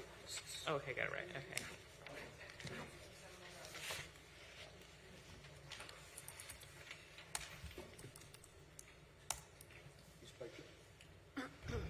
Inspector Martinez, representing Chief Oliva. Case and others as read. The city's no report has been submitted. The city is requesting 40-day extension or $100 per day thereafter. 42 days extension and $100 per day thereafter. Hi, good morning. I'm Jordan Ford, and this is Dan Berry for MG Property Management. We're the property management company for Villas of Sunrise Bay, and we're requesting a 180-day extension to follow up on those reports. Your Honor, that request is denied. We work under board of mandates, and if they haven't submitted any report, the only thing that we can grant or can we request is 42 days extension for them to submit a report, an engineer report on the electrical and the structure, like it's mandated by BORA, or $100 per day thereafter. After they submit the report, we agree to 180 days. We will agree to 180 days. But if they haven't submitted no report, there is no extension but 42 days. Okay, so like you said, you need to submit a report by March 28, 2024, or there'll be a fine of $100 a day. Once you submit it, you can request additional time to comply at that time. Okay. Thank you very much. Our next case is on page 17, also Chief George Oliva, property address 2301 North Federal Highway. Owner, John Rickle, Judith Rickle Antweiler. Case number BE 2308-0138. Notice posted at the property 12/29/23, posted at 1 East Broward Boulevard, 2/1/24.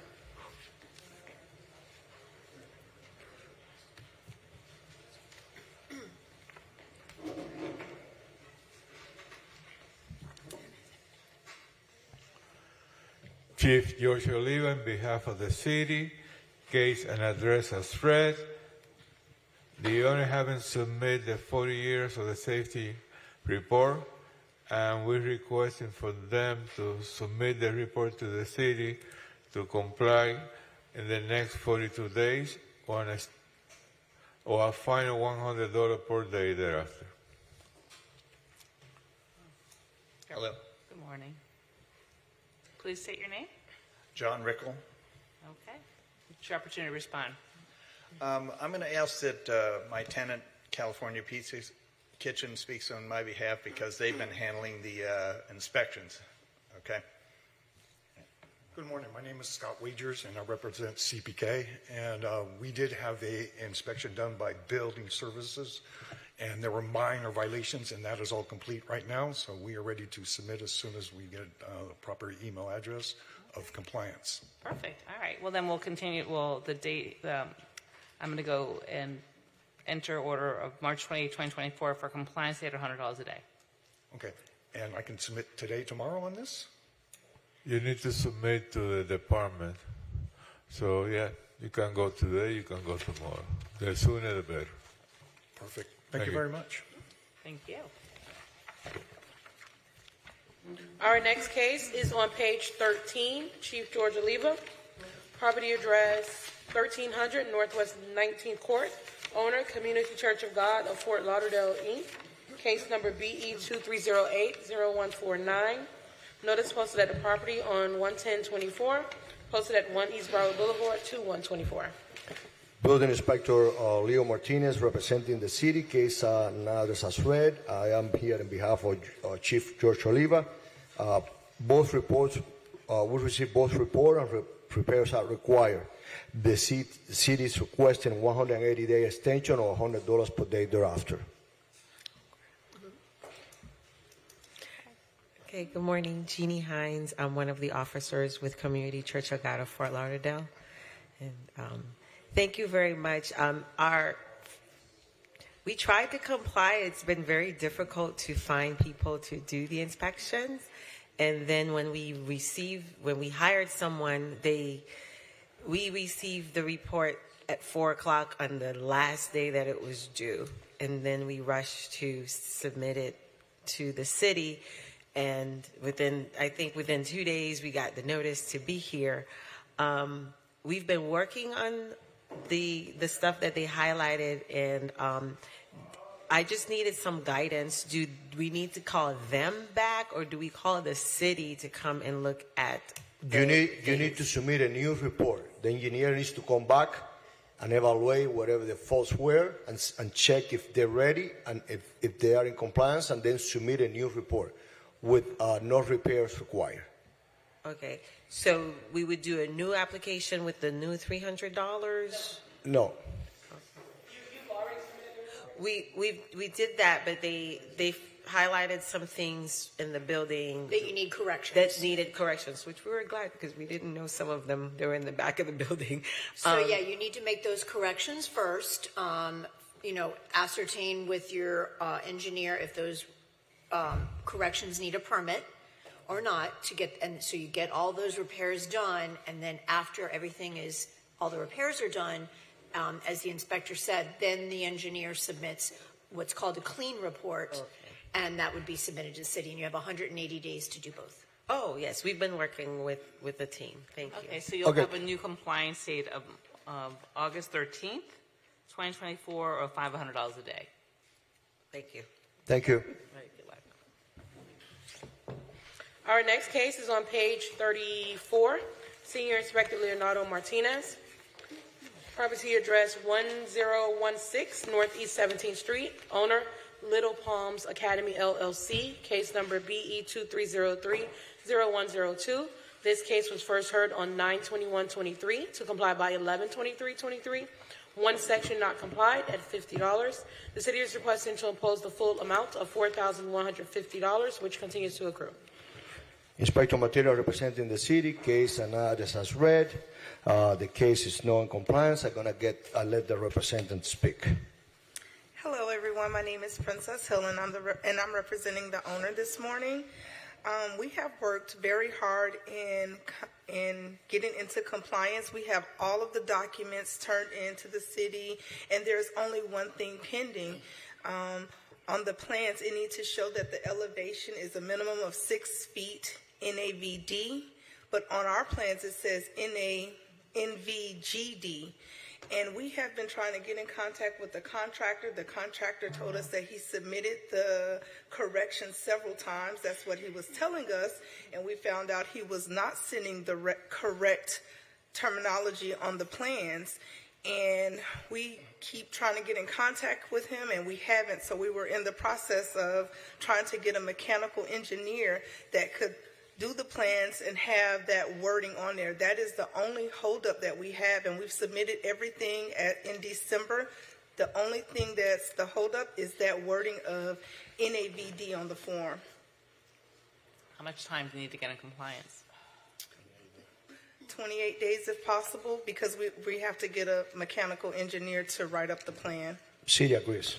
Okay, so I'm going to grant an extension for March 14th, or if not, the fines of $50 they'll start, and they'll stop today, okay? Thank you, Your Honor. Thank you. Let's get it done. No, thank you. Thank you.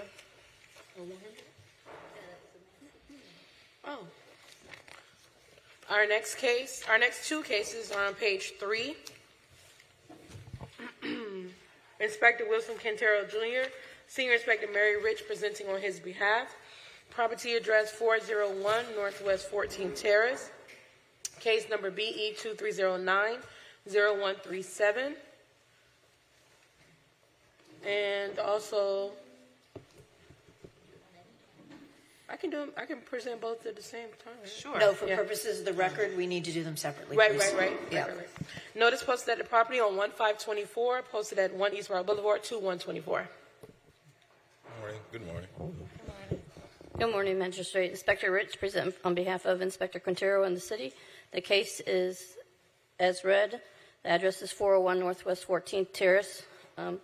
Since there is a second case the same as this address, it's 2 separate folios, so the folio number is 504204062050. The property was first inspected on 9/14/2023 following a complaint from Community Enhancement. reference work without permits by Inspector Quintero. Initial inspection discovered the following violation. 9-1D, any violation of the Florida Building Code shall be a violation of this section and punishable as provided for in this section. There is construction work at this property that was started or completed without obtaining the required permits, consistent of but not limited to fence installation.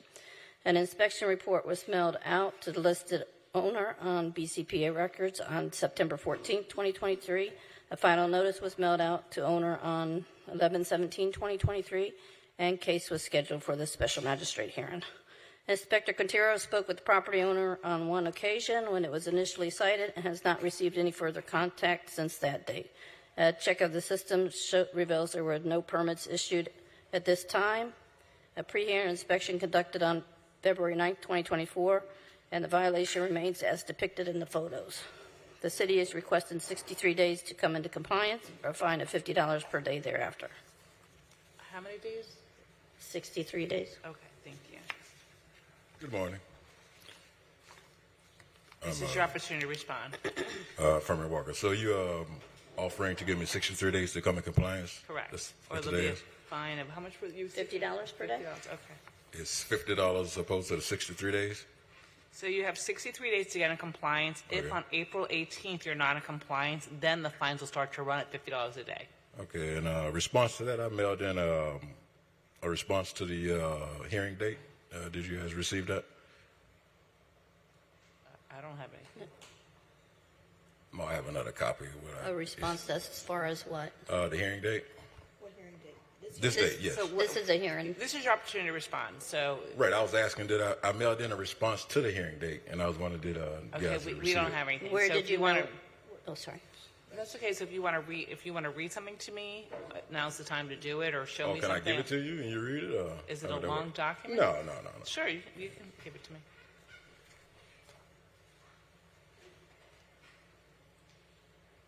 Do you want to admit this into evidence? Do you guys take evidence here? Yeah, we take Here, okay, you want to admit it into evidence then?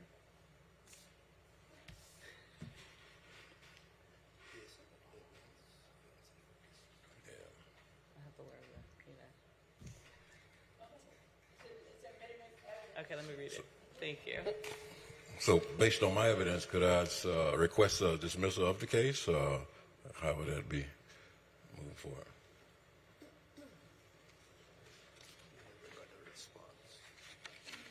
Okay.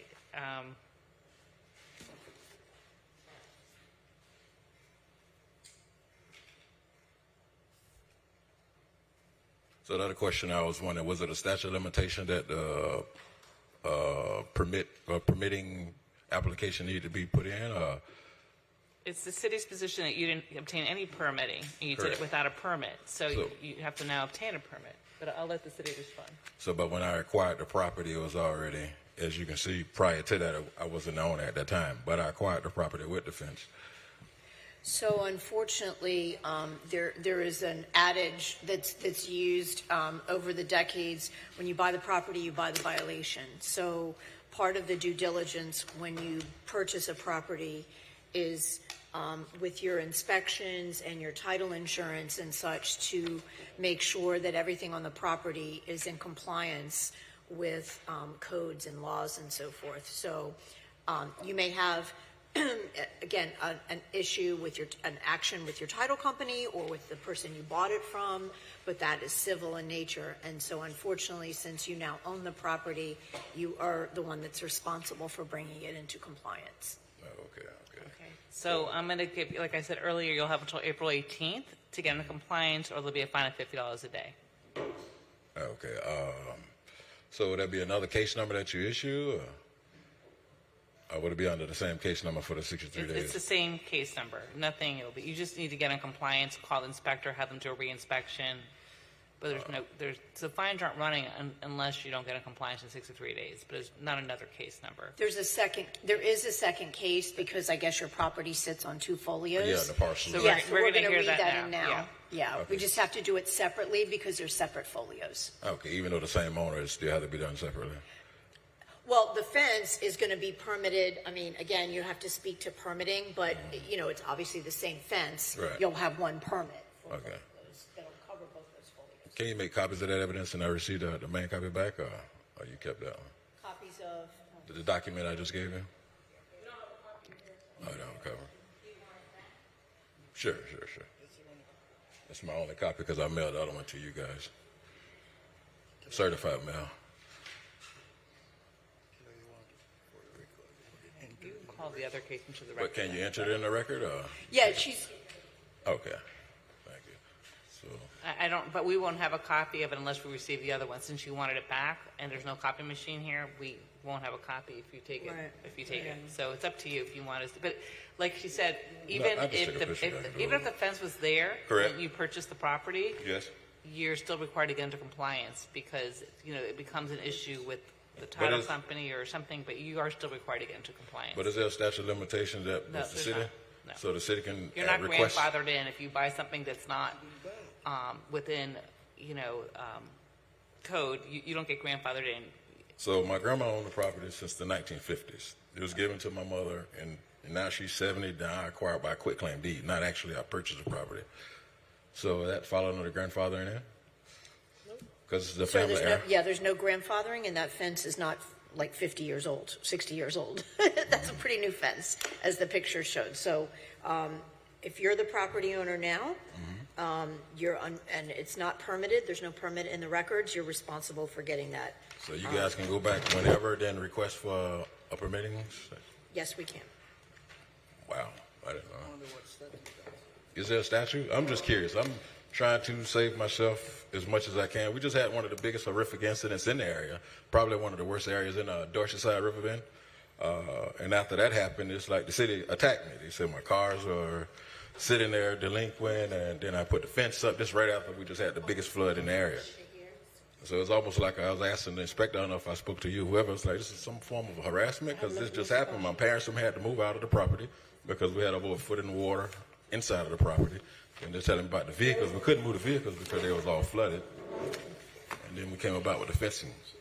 Is there a reason all of a sudden it just came about the fencing? This was a complaint that we received from Community Enhancement, so you could get public records from the department and from the city clerk's office. You can obtain public records from them to see where the complaint came from with their department. City Enhancement, where is that office? That's Community code. Enhancement. That's the code department. 700 Northwest 19th Avenue. You said that's the code? Yeah. The code department? The new building off of 6th Trunk? Yeah. Yes. Also, so I just asked for the enhancement department for public record. Yeah, By the way, sir, Chief George Oliva, you see that picture? That fence is not legally. It was never installed with a permit.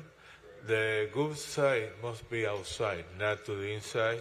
See the front that you're looking at the good side? On the side, you're going to have to redo the whole fence to come into compliance.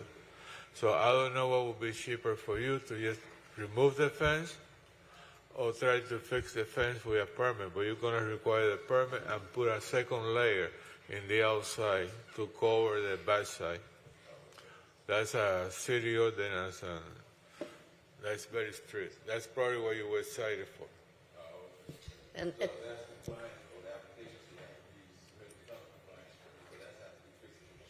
Yep. No matter what, you're going to have to fix that fence to come into compliance. Even if you get a permit, it won't pass final inspection until you put a second layer in the outside. if they remove the fence altogether, that would bring it into compliance also? Yes. And then you can obtain a permit and replace the fence according to the permit. You have options, which you need to discuss with permitting. Thank you. All right, we're going to hear the next case. Yes, our next case, property address 401 Northwest 14th Terrace. So this is your case too. It's the campaigning Case number BE 23090138, owner Foreman L. Walker Jr. Notice posted at the property on 1/5/24, posted at 1 East Broward Boulevard, 2/1/24. Case and address are as read. The folio is 504204062051. The property was first inspected on September 14th following a complaint from Community Enhancement reference with the work without permits by Inspector Quintero. Initial inspection discovered the following.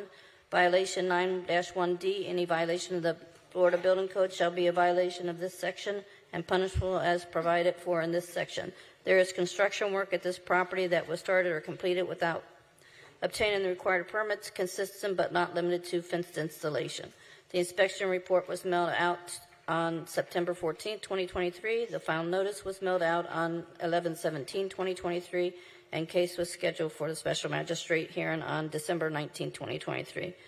Inspector Quintero spoke with the property owner on one occasion when it was initially cited and has not received any further contact since that date. A check of the system reveals there is a void of permit for this folio property reference, a chain link fence from 1997.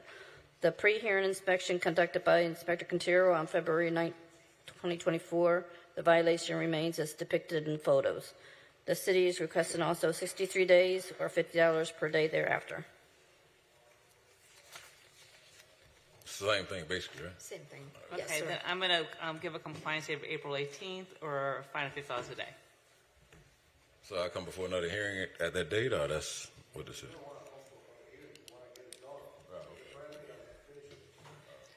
If you don't, it's two separate cases, so it's $50 per day per case. So it's a total of $100 per day, just so you know, after the 63 days. So if you get your permit and you're in compliance, you don't have to come back, or if you remove the fence, that will also comply the case and you don't have to come back. Okay. Yeah, just keep in touch with the inspector. Do you have information for the inspector? You can, okay.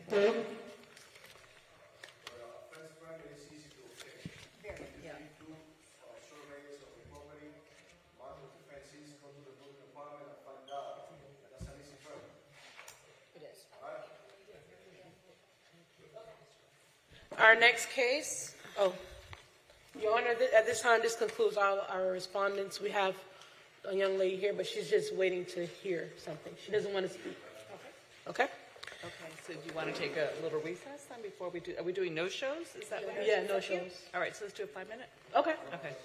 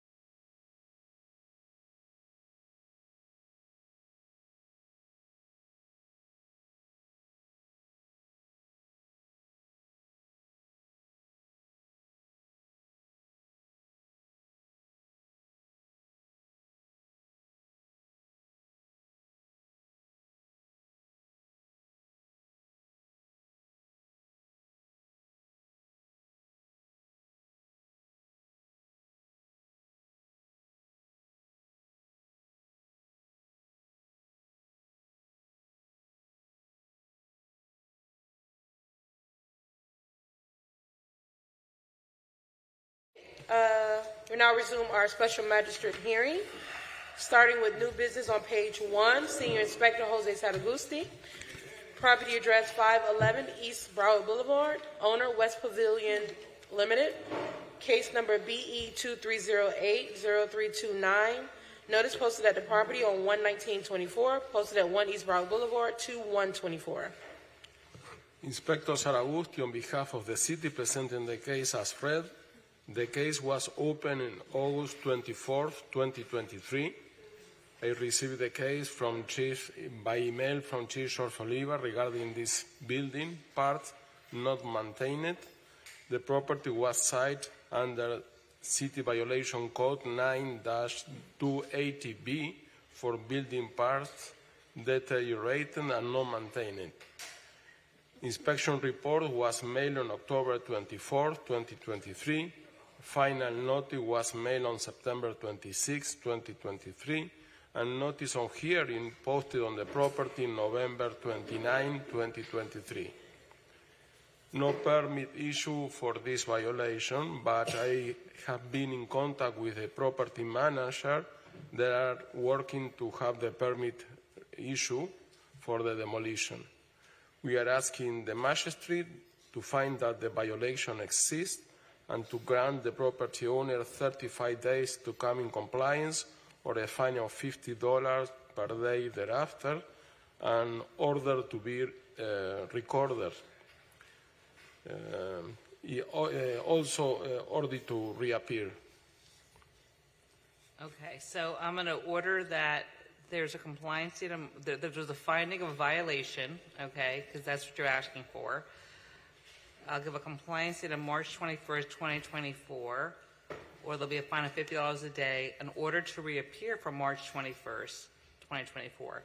I'd like for you also to include in the order that he didn't appear today. Okay? No show.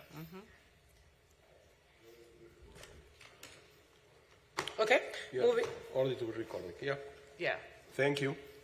Moving on to page 2, Inspector Preston Mark, property address 2931 Riverland Road, case number BE 2309-0080, owner William Londos, Jacob Londos. Notice posted at the property on 1/2/24, posted at 1 East Broward Boulevard, 2/1/24. Preston Mark, Building Inspector, presented for the city. Case and address as read.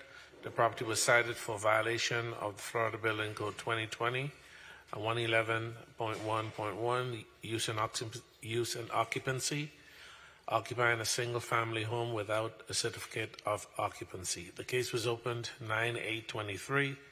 Inspection report was mailed 9/11/23, and the special magistrate notice mailed 11/29/23. The case was initially opened to address a complaint that the property was being occupied without obtaining a certificate of occupancy. I visited the property several occasions and did determine that the property was and is still occupied. I spoke with the previous owner and property developer, Gianfranco Fernandez, who indicated that he sold the property as a shell to the current owner, Jacob Landos.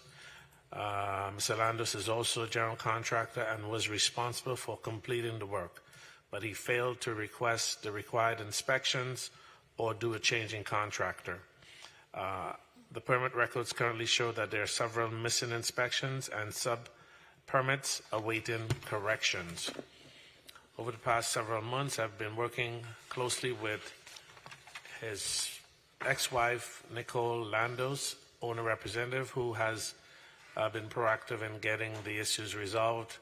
And at this time, most of the permits have been transferred to the new contractor and are undergoing inspections. The city is requesting that the magistrate find that the violations exist, and to grant the property owner 91 days to come in compliance or a fine of $50 a day thereafter. Your Honor, if I could just modify that based upon the inspector's testimony. A, there are no show, and 2, if the inspector stated, if I understood correctly, that the current owner is a GC, he should have known better, and I would suggest a fine of $250 a day. Your Honor, I will agree with the city attorney that we need to increase the fine. This is a really hard violation, and it's an unsafe structure also without CO or finance inspections. Okay. But how many days are you seeking for a compliance date? 91 days? Okay, so you're still in agreement with that? Okay. Yes. The city is also requesting a mandatory reappearance. 98? No, we would like to bring it down to 62 days to comply. 63. They're general contractor, they know what they're doing, they can move fast. Okay. This is not an owner trying to figure out which way the window's going to be facing. So it would be 63 days and a fine of $250 per day thereafter. And the city is also requesting a mandatory reappearance. Okay, so put in the order that it's a no-show. I'm going to do a mandatory reappear on April 18, 2024. I'm going to do a compliance date of April 18, 2024, a fine of $250 a day, and also showing that there's a violation does exist as well. Thank you. To page 3, property address 804 Northwest 4th Ave. Owner, Ronald Rashad Johnson Jr., case number BE 23090278. Inspector Wilson Quintero Jr., Senior Inspector Mary Rich, presenting on his behalf. Notice posted at the property on 11024, posted at 1 East Route Boulevard, 2124. Inspector Rich presenting on behalf of Inspector Quintero and the City of Fort Lauderdale. Case and address are as read. The property was first inspected on September 26, 2023 by Inspector Quintero, and the initial inspection discovered the following violation. 9-1D, there is a construction work at this property that was started or completed without obtaining the required permits consistent of but not limited to new doors and windows, metal and wood fence. An inspection report was mailed out to the owner on September 26, 2023. A final notice was mailed out to owner on November 27, 2023, and case was scheduled for a special magistrate on December 28, 2023. Inspector Quintero has been in contact with the property owner. There is a permit in the system BLDWIN-WT 240-10057, which was completed for the windows and door. The second permit in the system BLDGEN 240-10524 for the fence is awaiting client reply. As of the pre-hearing inspection, the fence permit still has not been issued, and the city is requesting 63 days to come into compliance or a fine of $50 per day thereafter. Are you also seeking reappear or no? Well, there's nobody here for it, so. Okay, so you don't. It'll probably be issued before, I would think, the 63 days, but you can ask for an order to reappear if you want. No, I'm asking. Oh. I don't. If you guys are seeking it, I'm happy to enter it. If you don't really, if it's not important, then I won't. Okay, so again, it's a no-show, and I'm going to have a compliance date of April 18th or a fine of $50 a day.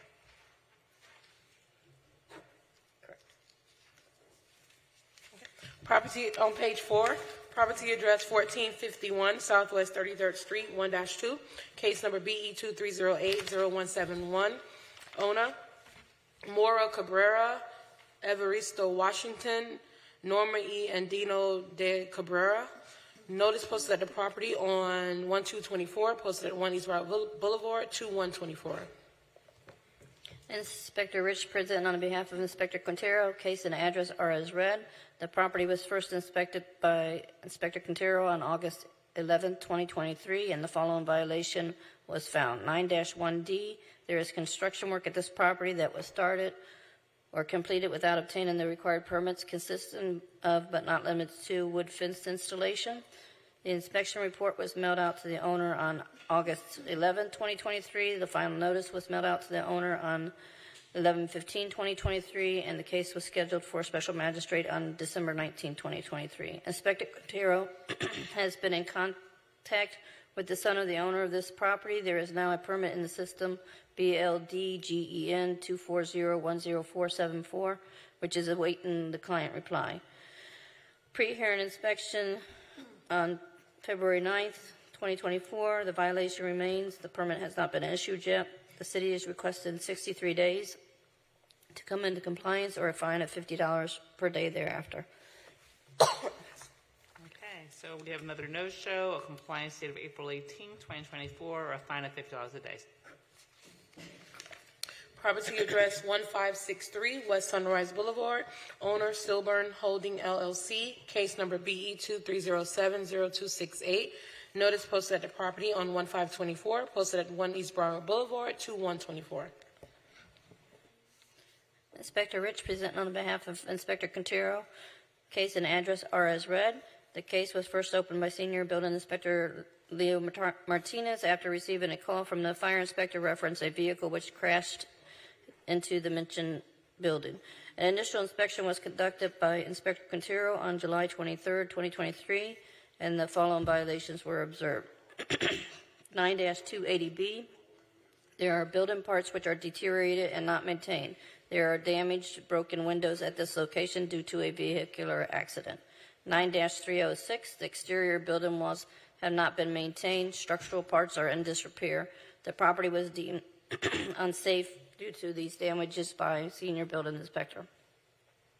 An inspection report was mailed out on October 4th, 2023. A final notice was mailed out on November 6, 2023, and case was scheduled for special magistrate on December 19, 2023.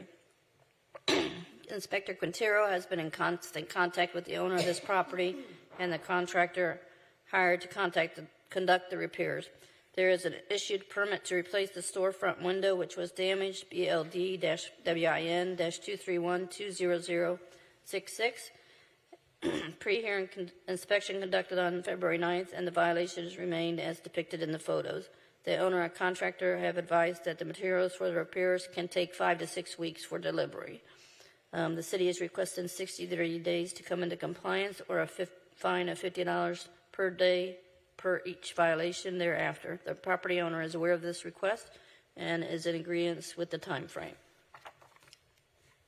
Okay, so again, we'll put a no-show in there, and I'm going to give a compliance date of April 18th or a fine of $50 a day per violation. Case is at the bottom of page 4. Property address 6520 Northwest 9th Ave. Owner 6520 Powerline Warehouse LLC. Case number BE 23070291. Notice posted at the property 11024. Posted at 1 East Broward Boulevard to 124. Inspector Rich presenting on behalf of Inspector Quintero and the city. Case and address are as read. The property was first inspected on July 25th, 2023 by Senior Building Inspector Leonardo Martinez following a call from Fire Inspector Casey where a fire sprinkler pipe burst and water damage in office below, deeming it unsafe. Initial inspection by Wilson Quintero found 9-280B. There are building parts which are deteriorated and not maintained. There is an office located within the warehouse which has water damaged on the ceiling roof and within due to a fire sprinkler pipe break. The office was deemed an unsafe structure by the building inspector. An inspection report was mailed out to the owner on October 4th, 2023, and the case was scheduled for special magistrate on December 19, 2023. Inspector Quintero has had email contact with the manager on site of this location. He also spoke to the contractor, which has been retained by the owner to conduct the repairs. As of February 9, 2024, the violation remains as depicted in the photos. The city is requesting 63 days to come into compliance or $50 per day thereafter. Again, another no-show. I'm going to have a compliance date of April 18th or a fine of $50 a day.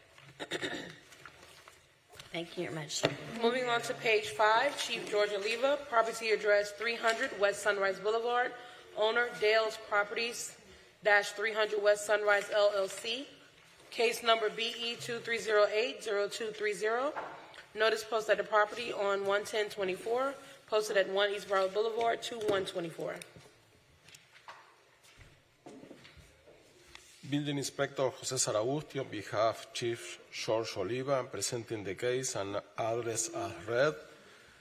The required self-inspection report has not been approved. The city is asking for the owner to come into compliance by submitting the report in the next 42 days and a fine of $100 per day thereafter.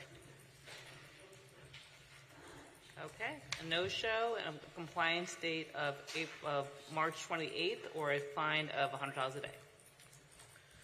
Property address 312 Northwest 7th Street. Owner 312 Northwest 7th Street LLC. Case number BE 23080244. Notice posted at the property on 1524, posted at 1 East Broward Boulevard, 2124.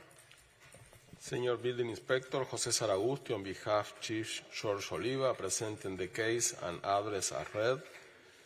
The required safety inspection report has not been approved. The city is asking for the owner to come into compliance by submitting the report in the next 42 days and a fine of $100 per day thereafter. Okay. A no-show. I'm going to have a compliance date of March 28, 2024, with a fine of $100 a day. I know. At the bottom of page 5, property address 500 Southwest 21st Terrace, owner Catherine R. Essler, case number BE 2308-0363, notice posted at the property on 1/2/24, posted at 1 East Broward Boulevard, 2124. Building Inspector Jose Saragusti, on behalf Chief George Oliva, presenting the case and address as read. The report was submitted, but it failed. The city is asking for a 180 days extension and $100 per day thereafter. Okay, so I will, again, a no-show. I'll give a compliance date of August 13th, or there'll be a fine of $100 a day. Page 6, property address 601 East Sunrise Boulevard, owner Sun Flagler, Inc., in care of Pep Boys Tax Department, case number BE 2308-0270, notice posted at the property on 12/29/23, posted at 1 East Broward Boulevard, 2124. Building Inspector Saragusti, on behalf Chief George Oliva, presenting case and address are read. The report was submitted, but it failed. The city is asking for a 180-day extension and $100 per day thereafter. Okay, that's a no-show. I'm going to grant the new compliance date of August 13th, 2024, $100 a day. Property address, page 7 at the bottom. Property address 701 Northwest 19th Street. Owner Tennis Club 2 Courts Condo Association, Inc. Case number BE 2308-0209. Notice posted at the property on 1524. Posted at 1 East Broward Boulevard, 2124. Building Inspector Jose Saragusti, on behalf Chief George Oliva, presenting the case and number as read. The report was submitted, but it failed. The city is asking for a 180-day extension for $100 per day thereafter. Okay, so a compliance date, you said 180 days? Yes, Okay. 180. Okay, so we have a no-show. There'll be a compliance date of August 13th, or a fine of $100 a day. Page 8 at the top, property address 720 East Cypress Creek Road, owner W2005 New Century Hotel Portfolio LP, care of Ryan LLC, case number BE 230-70222. The notice posted at the property on 1/23/24, posted at 1 East Broward Boulevard, 2124. Building Inspector Saragusti, on behalf Chief George Oliva, presenting the case and address as read. The required safety inspection report has not been approved. The city is asking for the owner to come into compliance by submitting the report in the next 42 days and a fine of $100 per day thereafter. Okay, again, a no-show. I will compliance date on March 28, 2024, or a fine of $100 a day. Property address 805 East Broward Boulevard, owner 805 Broward LLC, case number BE 2308-0331. Notice posted at the property on 12/29/23, posted at 1 East Broward Boulevard on 2/1/24. Building Inspector Saragusti, on behalf Chief George Oliva, presenting the case and address as read. The required safety inspection report has not been approved. The city is asking for the owner to come into compliance by submitting the report in the next 42 days and a fine of $100 per day thereafter. Okay, no show. Compliance date of March 28, 2024, of $100 or a fine of $100 a day. Page 9 at the top, property address 806 Northwest 8th Ave, owner Nest Paper Industries LLC, in care of Shalom Andrewser, Case number BE 2308-0233, notice posted at the property on 11024, posted at 1 East Broward Boulevard, 2124. Building Inspector Jose Saragusti on behalf of Chief George Oliva, presenting case and address as read. The report was submitted, but it failed. The city is asking for a 180-day extension and $100 per day thereafter. Okay, a no-show. I'm going to have a compliance date of August 13, 2024, which is 180 days. Okay. Property address 830 Northwest 7th Terrace, owner Boda Holdings, LLC, case number BE 2308-0231. Notice posted at the property on 1524, posted at 1 East Rock Boulevard, 2124. Building Inspector Jose Saragusti on behalf of Chief George Oliva, presenting the case and address as read. The report was submitted, but it failed. The city is asking for a 180-day extension and $100 per day thereafter. Okay, so it's a no-show. A compliance date of August 13, 2024, a fine of $100 a day. Property address 850 Davie Boulevard, case number BE 2309-0079, owner Florida Conference Association of Seventh-day Adventists. Notice posted at the property on 1324, posted at 1 East Broward Boulevard, 2124. Building Inspector Jose Saragusti on behalf of Chief George Oliva, presenting the case and address as read. The required safety inspection report has not been approved. The city is asking for the owner to come into compliance by submitting the report in the next 42 days and a fine of $100 per day thereafter. Okay, we have a no-show. I'm going to have a compliance date of March 28, 2024, a fine of $100 a day. Moving on to page 10, property address 901 Southwest 21st Terrace, case number BE 2308-0346, owner EnviroCycle Inc., in care of Republic Services Prop Tax. Notice posted at the property on 11224, posted at 1 East Broward Boulevard, 2124. Senior Building Inspector Jose Saragusti on behalf of Chief George Oliva, presenting the case and address as read. The report was submitted, but it failed. The city is asking for a 180-day extension or $100 per day thereafter. Okay, so it's a no-show. Compliance date of August 13, 2024, or a fine of $100 a day. Property address 913 Northwest 8th Ave, owner Sangold Investments LLC, case number BE 2308-0228. Notice posted at the property on 1524, posted at 1 East Broward Boulevard, 2124. Senior Building Inspector Jose Saragusti on behalf of Chief George Oliva, presenting case and address as read. The required safety inspection report has not been approved. The city is asking for the owner to come into compliance by submitting the report in the next 42 days and a fine of $100 per day thereafter. Okay, a no-show. Compliance date of March 28, 2024, a fine of $100 a day. Property address 917 Southeast 13th Street, Common, maybe commercial, I don't know. Case number BE 2307-0115. Owner, Rio Vista Townhomes Condo Association. Notice posted at the property on 12624, posted at 1 East Broward Boulevard, 2124.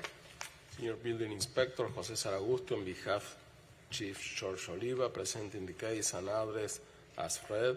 The report was submitted, but it failed. The city is asking for the 180 days extension or $100 per day thereafter.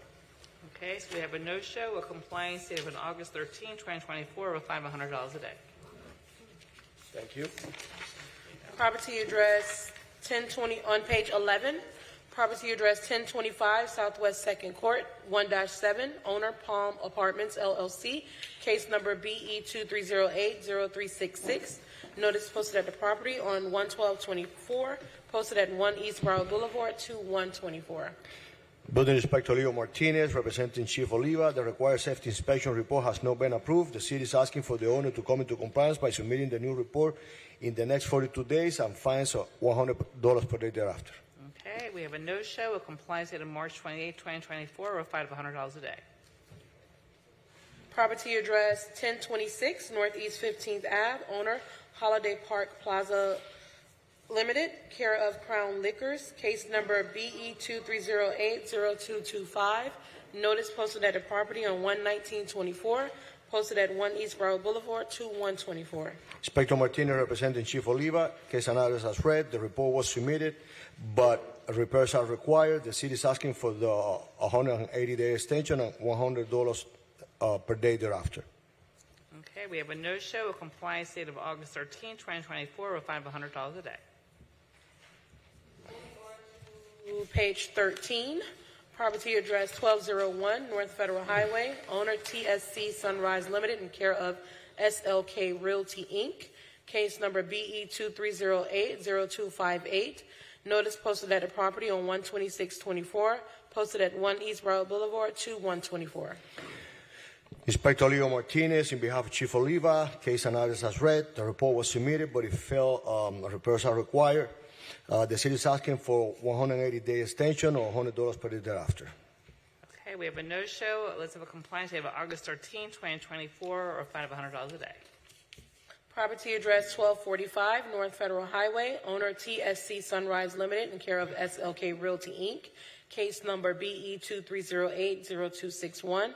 Notice posted at the property on 1/12/24, posted at 1 East Broward Boulevard on 2/1/24. Inspector Martinez representing the city, case and address as read. The report was submitted, but repairs are required. The city is asking for 180-day extension and $100 per day thereafter. Okay, we have a no-show, a compliance date of August 13, 2024, or a fine of $100 a day. Page 14 at the top, property address 1400 Northeast 57th Street, owner Casa del Sol of Broward County Condo Association, case number BE 23080289. Notice posted at the property on 12/29/23, posted at 1 East Broward Boulevard on 2/1/24. Inspector Martinez representing the city, case and address as read. The report was submitted, but repairs are required. City is asking for 180-day extension or $100 per day thereafter. Okay, we have no-show, compliance date of August 13, 2024, or a fine of $100 a day. Property address 1451 North Federal Highway, owner BH Plaza Del Mar LLC, case number BE 23080273. Notice posted at the property on 1/12/24, posted at 1 East Broward Boulevard, 2/1/24. Inspector Martinez representing the city, case and address as read. The required safety inspection report has not been approved. The city is asking for the owner to come into compliance by submitting the report in the next 42 days or $100 per day thereafter.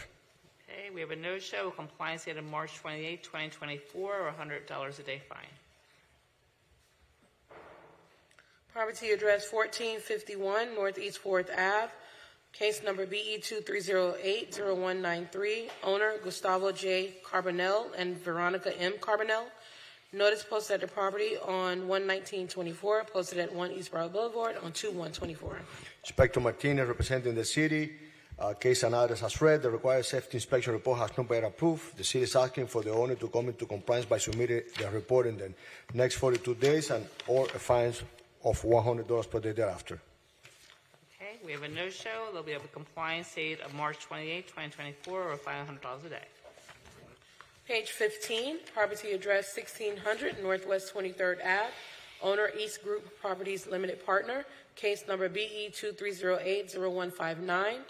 Notice posted at the property on 1/5/24, posted at 1 East Broward Boulevard on 2/1/24. Inspector Martinez representing the city, case and address as read.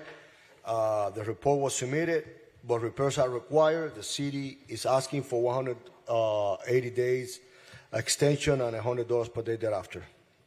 Okay, we have a no-show, a compliance date of August 13, 2024, or a fine of $100 a day. Property address 1745 East Sunrise Boulevard, owner Danmore Sunrise Limited, in care of Court Real Estate Assessment, case number BE 23080221. Notice posted at the property on 1/12/24, posted at 1 East Broward Boulevard on 2/1/24. Inspector Martinez representing the city, case and address as read. The report was submitted, but repairs are required. The city is asking for 180 days extension or $100 per day thereafter.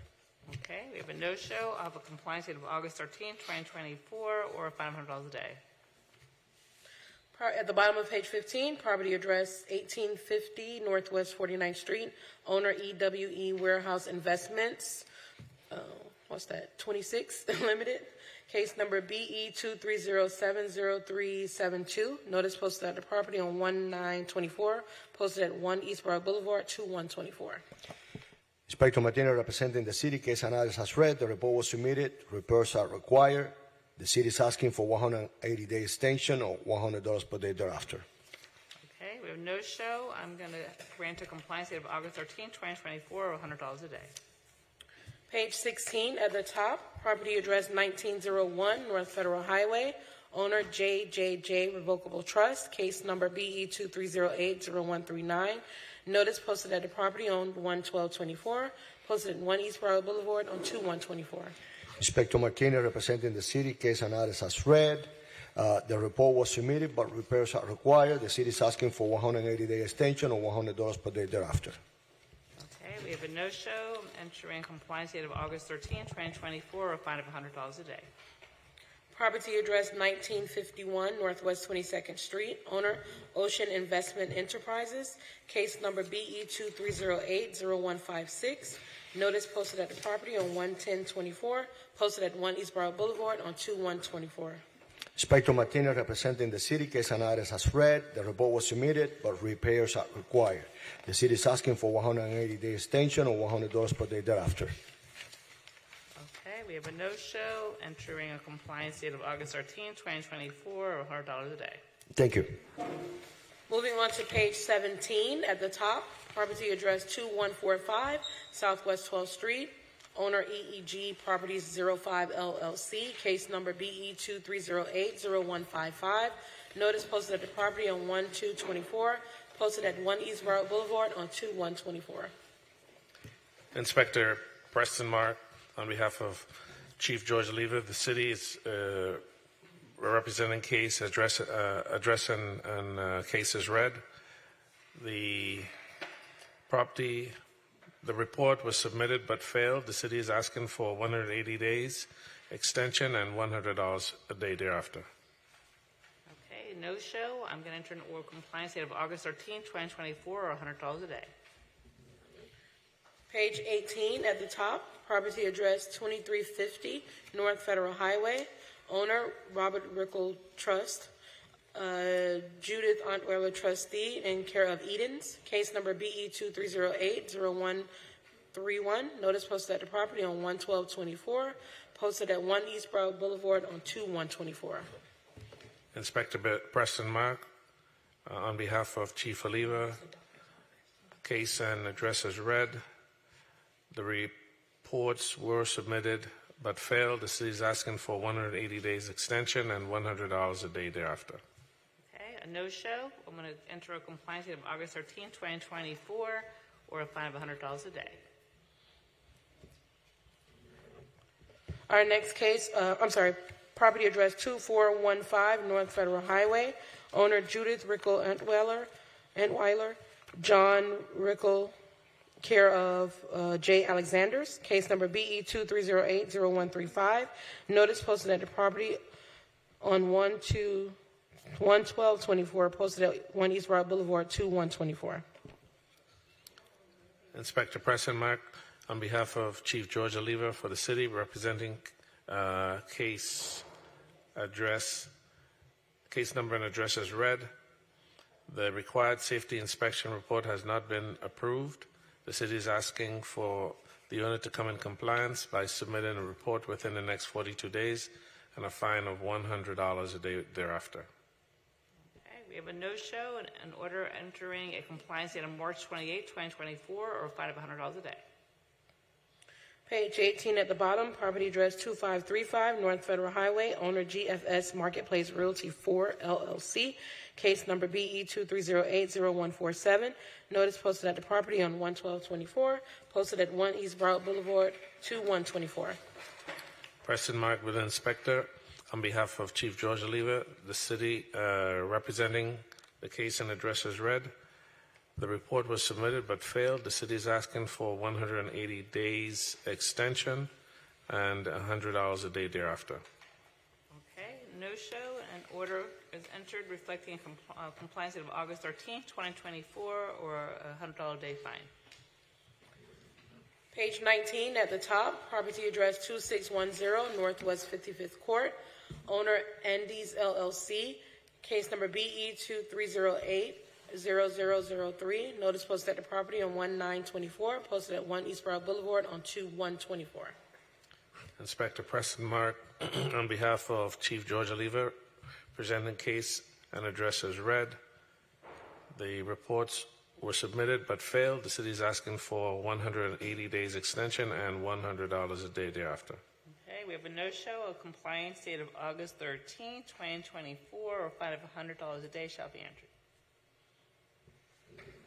Property address 2670 East Sunrise Boulevard Hotel, owner DJ Hotels LLC, case number BE 2308-0330, notice posted at the property on 1/12/24, posted at 1 Eastborough Boulevard 2/1/24.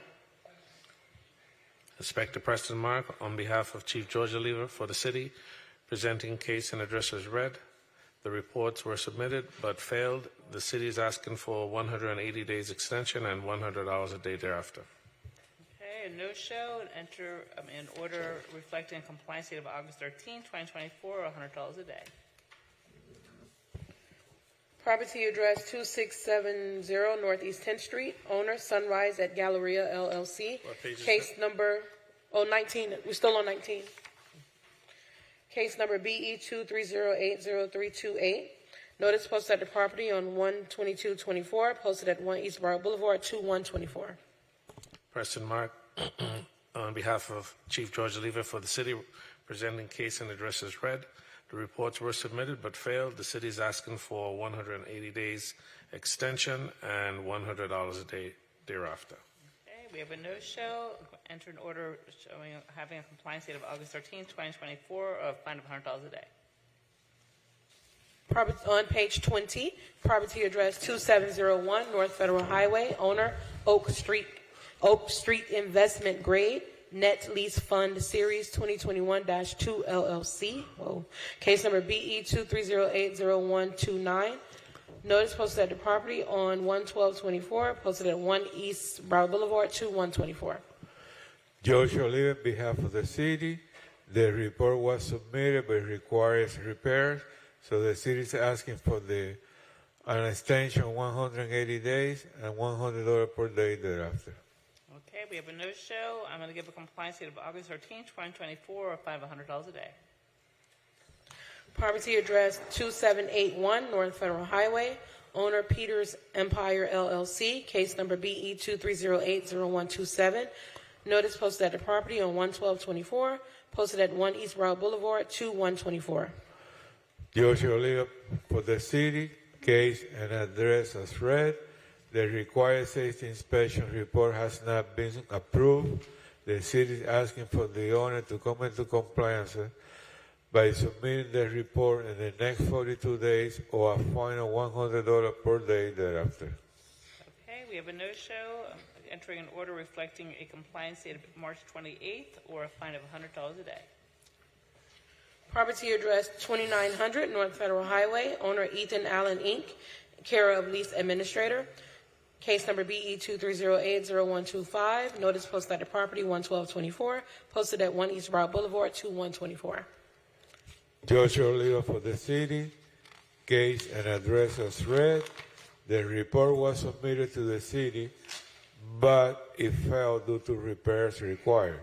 The city is asking for the owner to come into compliance in the next 180 days or a fine of $100 per day thereafter. Okay, we have a no-show. I'm going to give a compliance date of August 13th, 2024, or a fine of $100 a day.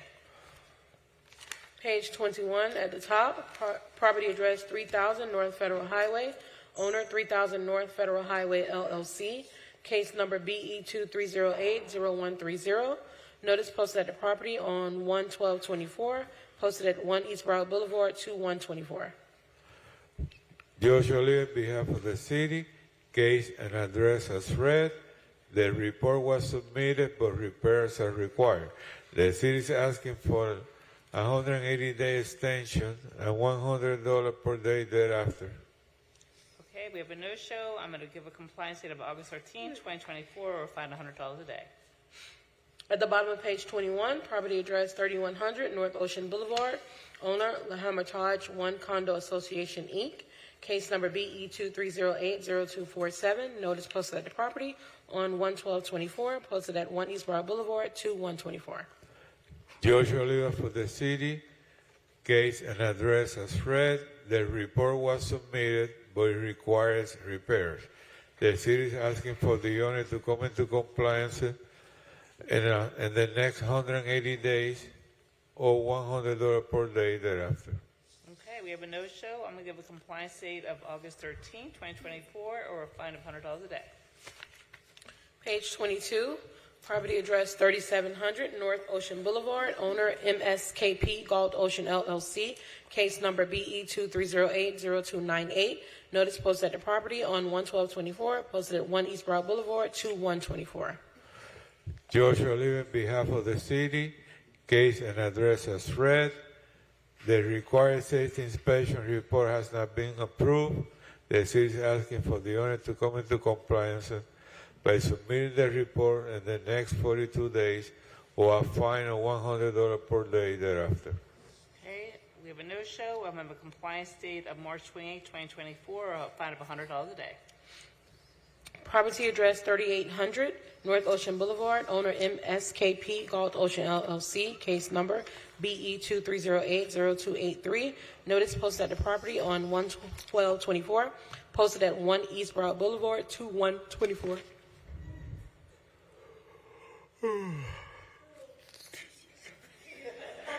See, we need some.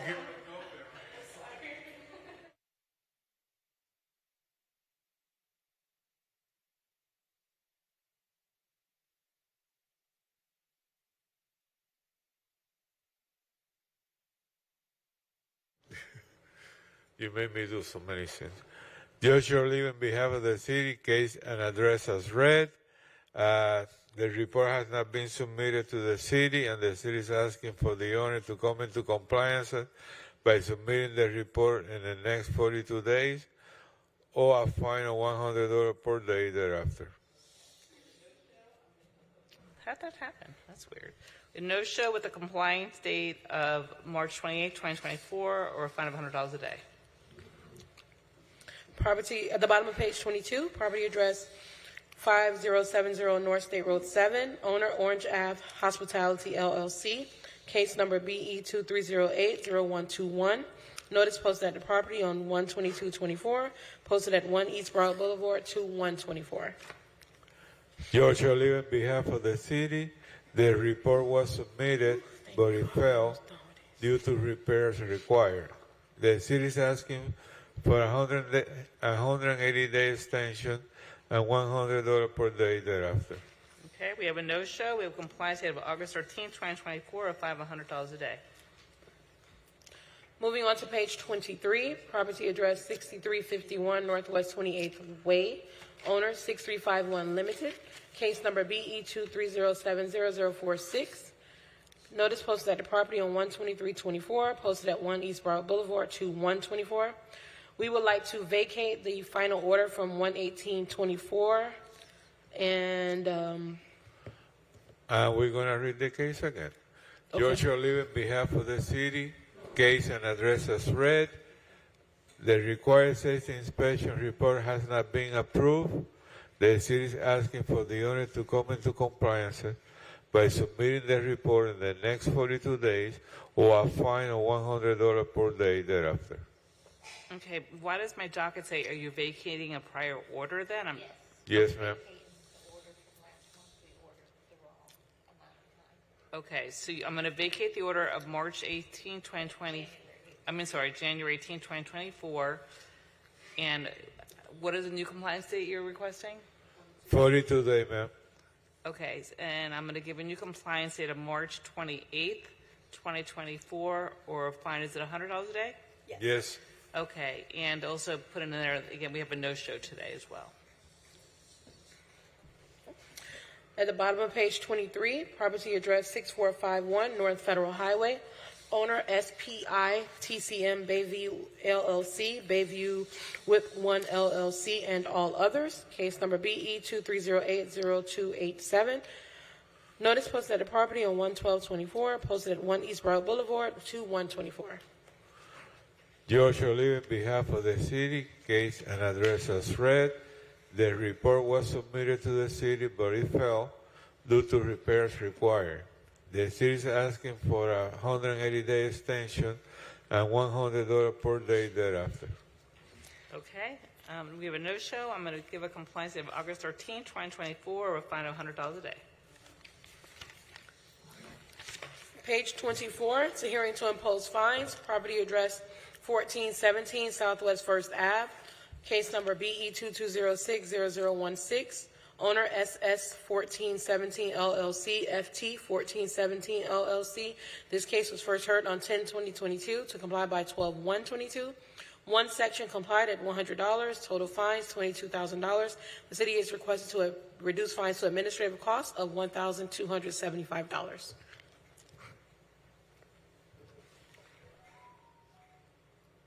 Oh, the inspector doesn't say anything. Yeah, we don't say anything. Okay, and this one, are you expecting the violator to come, or do you have an agreed order when you're reducing the cost?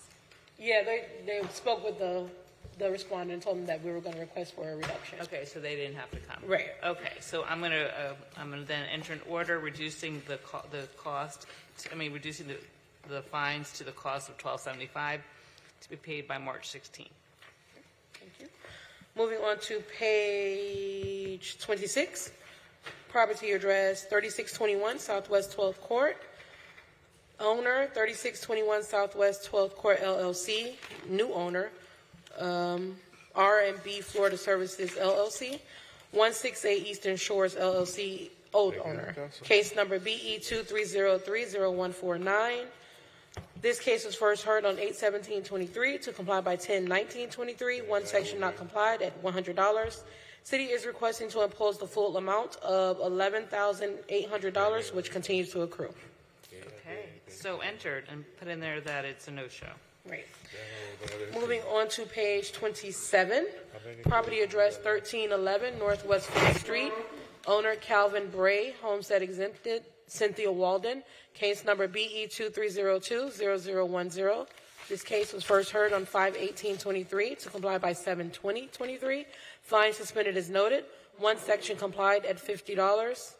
Total fines $8,300. The city is requesting to reduce to administrative costs of $1,364.30. So entered to be paid by March 16, 2024. Property address 2031 Northwest 29th Ave. Case number BE 23040063. Owner Daryl Sands, Mary E. Sands. This case was first heard on 9/21/23 to comply by 11/2/23. One section complied at $50. Total accrued fines $3,150. The city is requesting to reduce fines to administrative costs of $853.15. So entered to be paid by March 16, 2024. Property address 3101 Port Royale Boulevard. Owner Port Royale Propco LLC. Case number BE 23050082.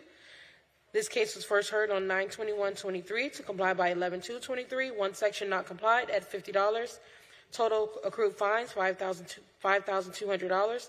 The city is requesting to vacate the final order from 9/21/23 and close the case. So ordered. Thank you. Page 28, property address 3505 Southwest 12th Court. Case number BE 23050024. Owner Christine McFarlane. This case was first heard on 9/21/23 to comply by 11/2/23. One section not complied at $100. Total, the city is requesting to impose the accrued fines of $10,400, which continues to accrue. Okay, so it's a no-show, and it's so ordered.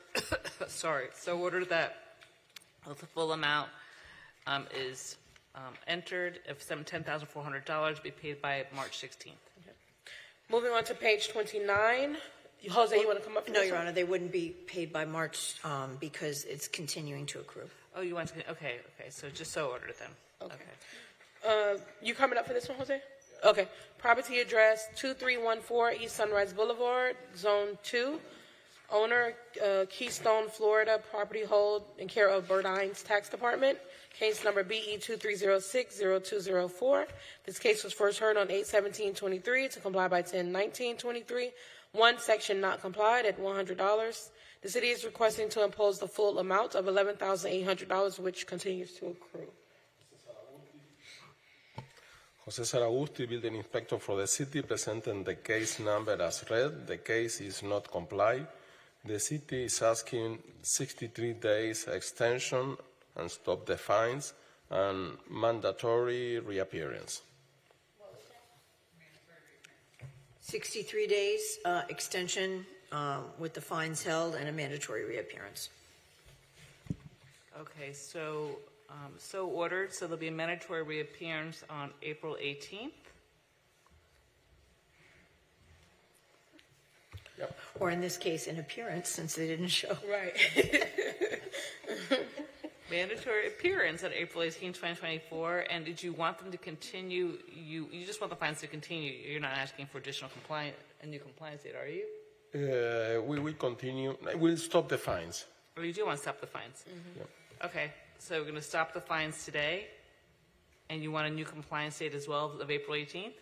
Yeah. Okay. Thank you. Moving on to page 30. Property address 824 Southwest 24th Street. Case number BE 23070196. Owner, Irving and Carol Brunswick Revocable Trust. Irving and Carol Brunswick Trustees. This case was first heard on 8/17/23 to comply by 11/16/23. One section not complied at $50. One section not complied. City is requesting to impose the full amount of $4,500, which continues to accrue. Okay, so ordered. You just put in there no show, I guess. Right? Okay. Page 31 at the bottom. Property address 2100 South Ocean Lane, 1508. Case number BE 23040153. Owner, Sophie and Bertha Mercier. This case was first heard on 9/21/23 to comply by 11/2/23. One section complied at $50. The city is requesting to impose the full amount of $3,800. Okay, a no show and so ordered. Moving on to page 34. Property address 1111 East Las Olas Boulevard. Owner, Villaggio D. Las Olas Condo Association. Case number BE 23010126. This case was first heard on 8/17/23 to comply by 10/19/23. One section complied at $50. Total fines $1,300. The city is requesting to reduce fines to administrative costs of $235. So ordered. Property address 1407 Holly Heights Drive. Owner, 1407, number Trust Fidelity First Holdings LLC trustee. Case number BE 23030101. This case was first heard on 8/17/23 to comply by 10/12/23. One section not complied at $50. The city is requesting to impose the full amount of $6,250, which continues to accrue. Okay, we have a no show and so ordered. Page 36 at the bottom. Property address 4143 North Ocean Boulevard, 209. Owner, Jason Maxwell. Case number BE 23050059. This case was first heard on 10/19/23 to comply by 1/18/24. One section not complied at $50. The city is requesting to impose the full amount of $1,350, which continues to accrue. Okay, no show and so ordered. Page 37, property address 880 West Sunrise Boulevard. Owner, First Coast Energy LLP. Case number BE 22080209. This case was first heard on 6/17/21 to comply by 7/15/21. Fine suspended as noted. Two sections complied at $100. Total fine $16,600. City is requesting to vacate the what is that? Order imposing fine of 11/18/21 and abate fines for violation Florida Bill FPC 2020-116.1.1 and reimpose administrative costs of $1,275.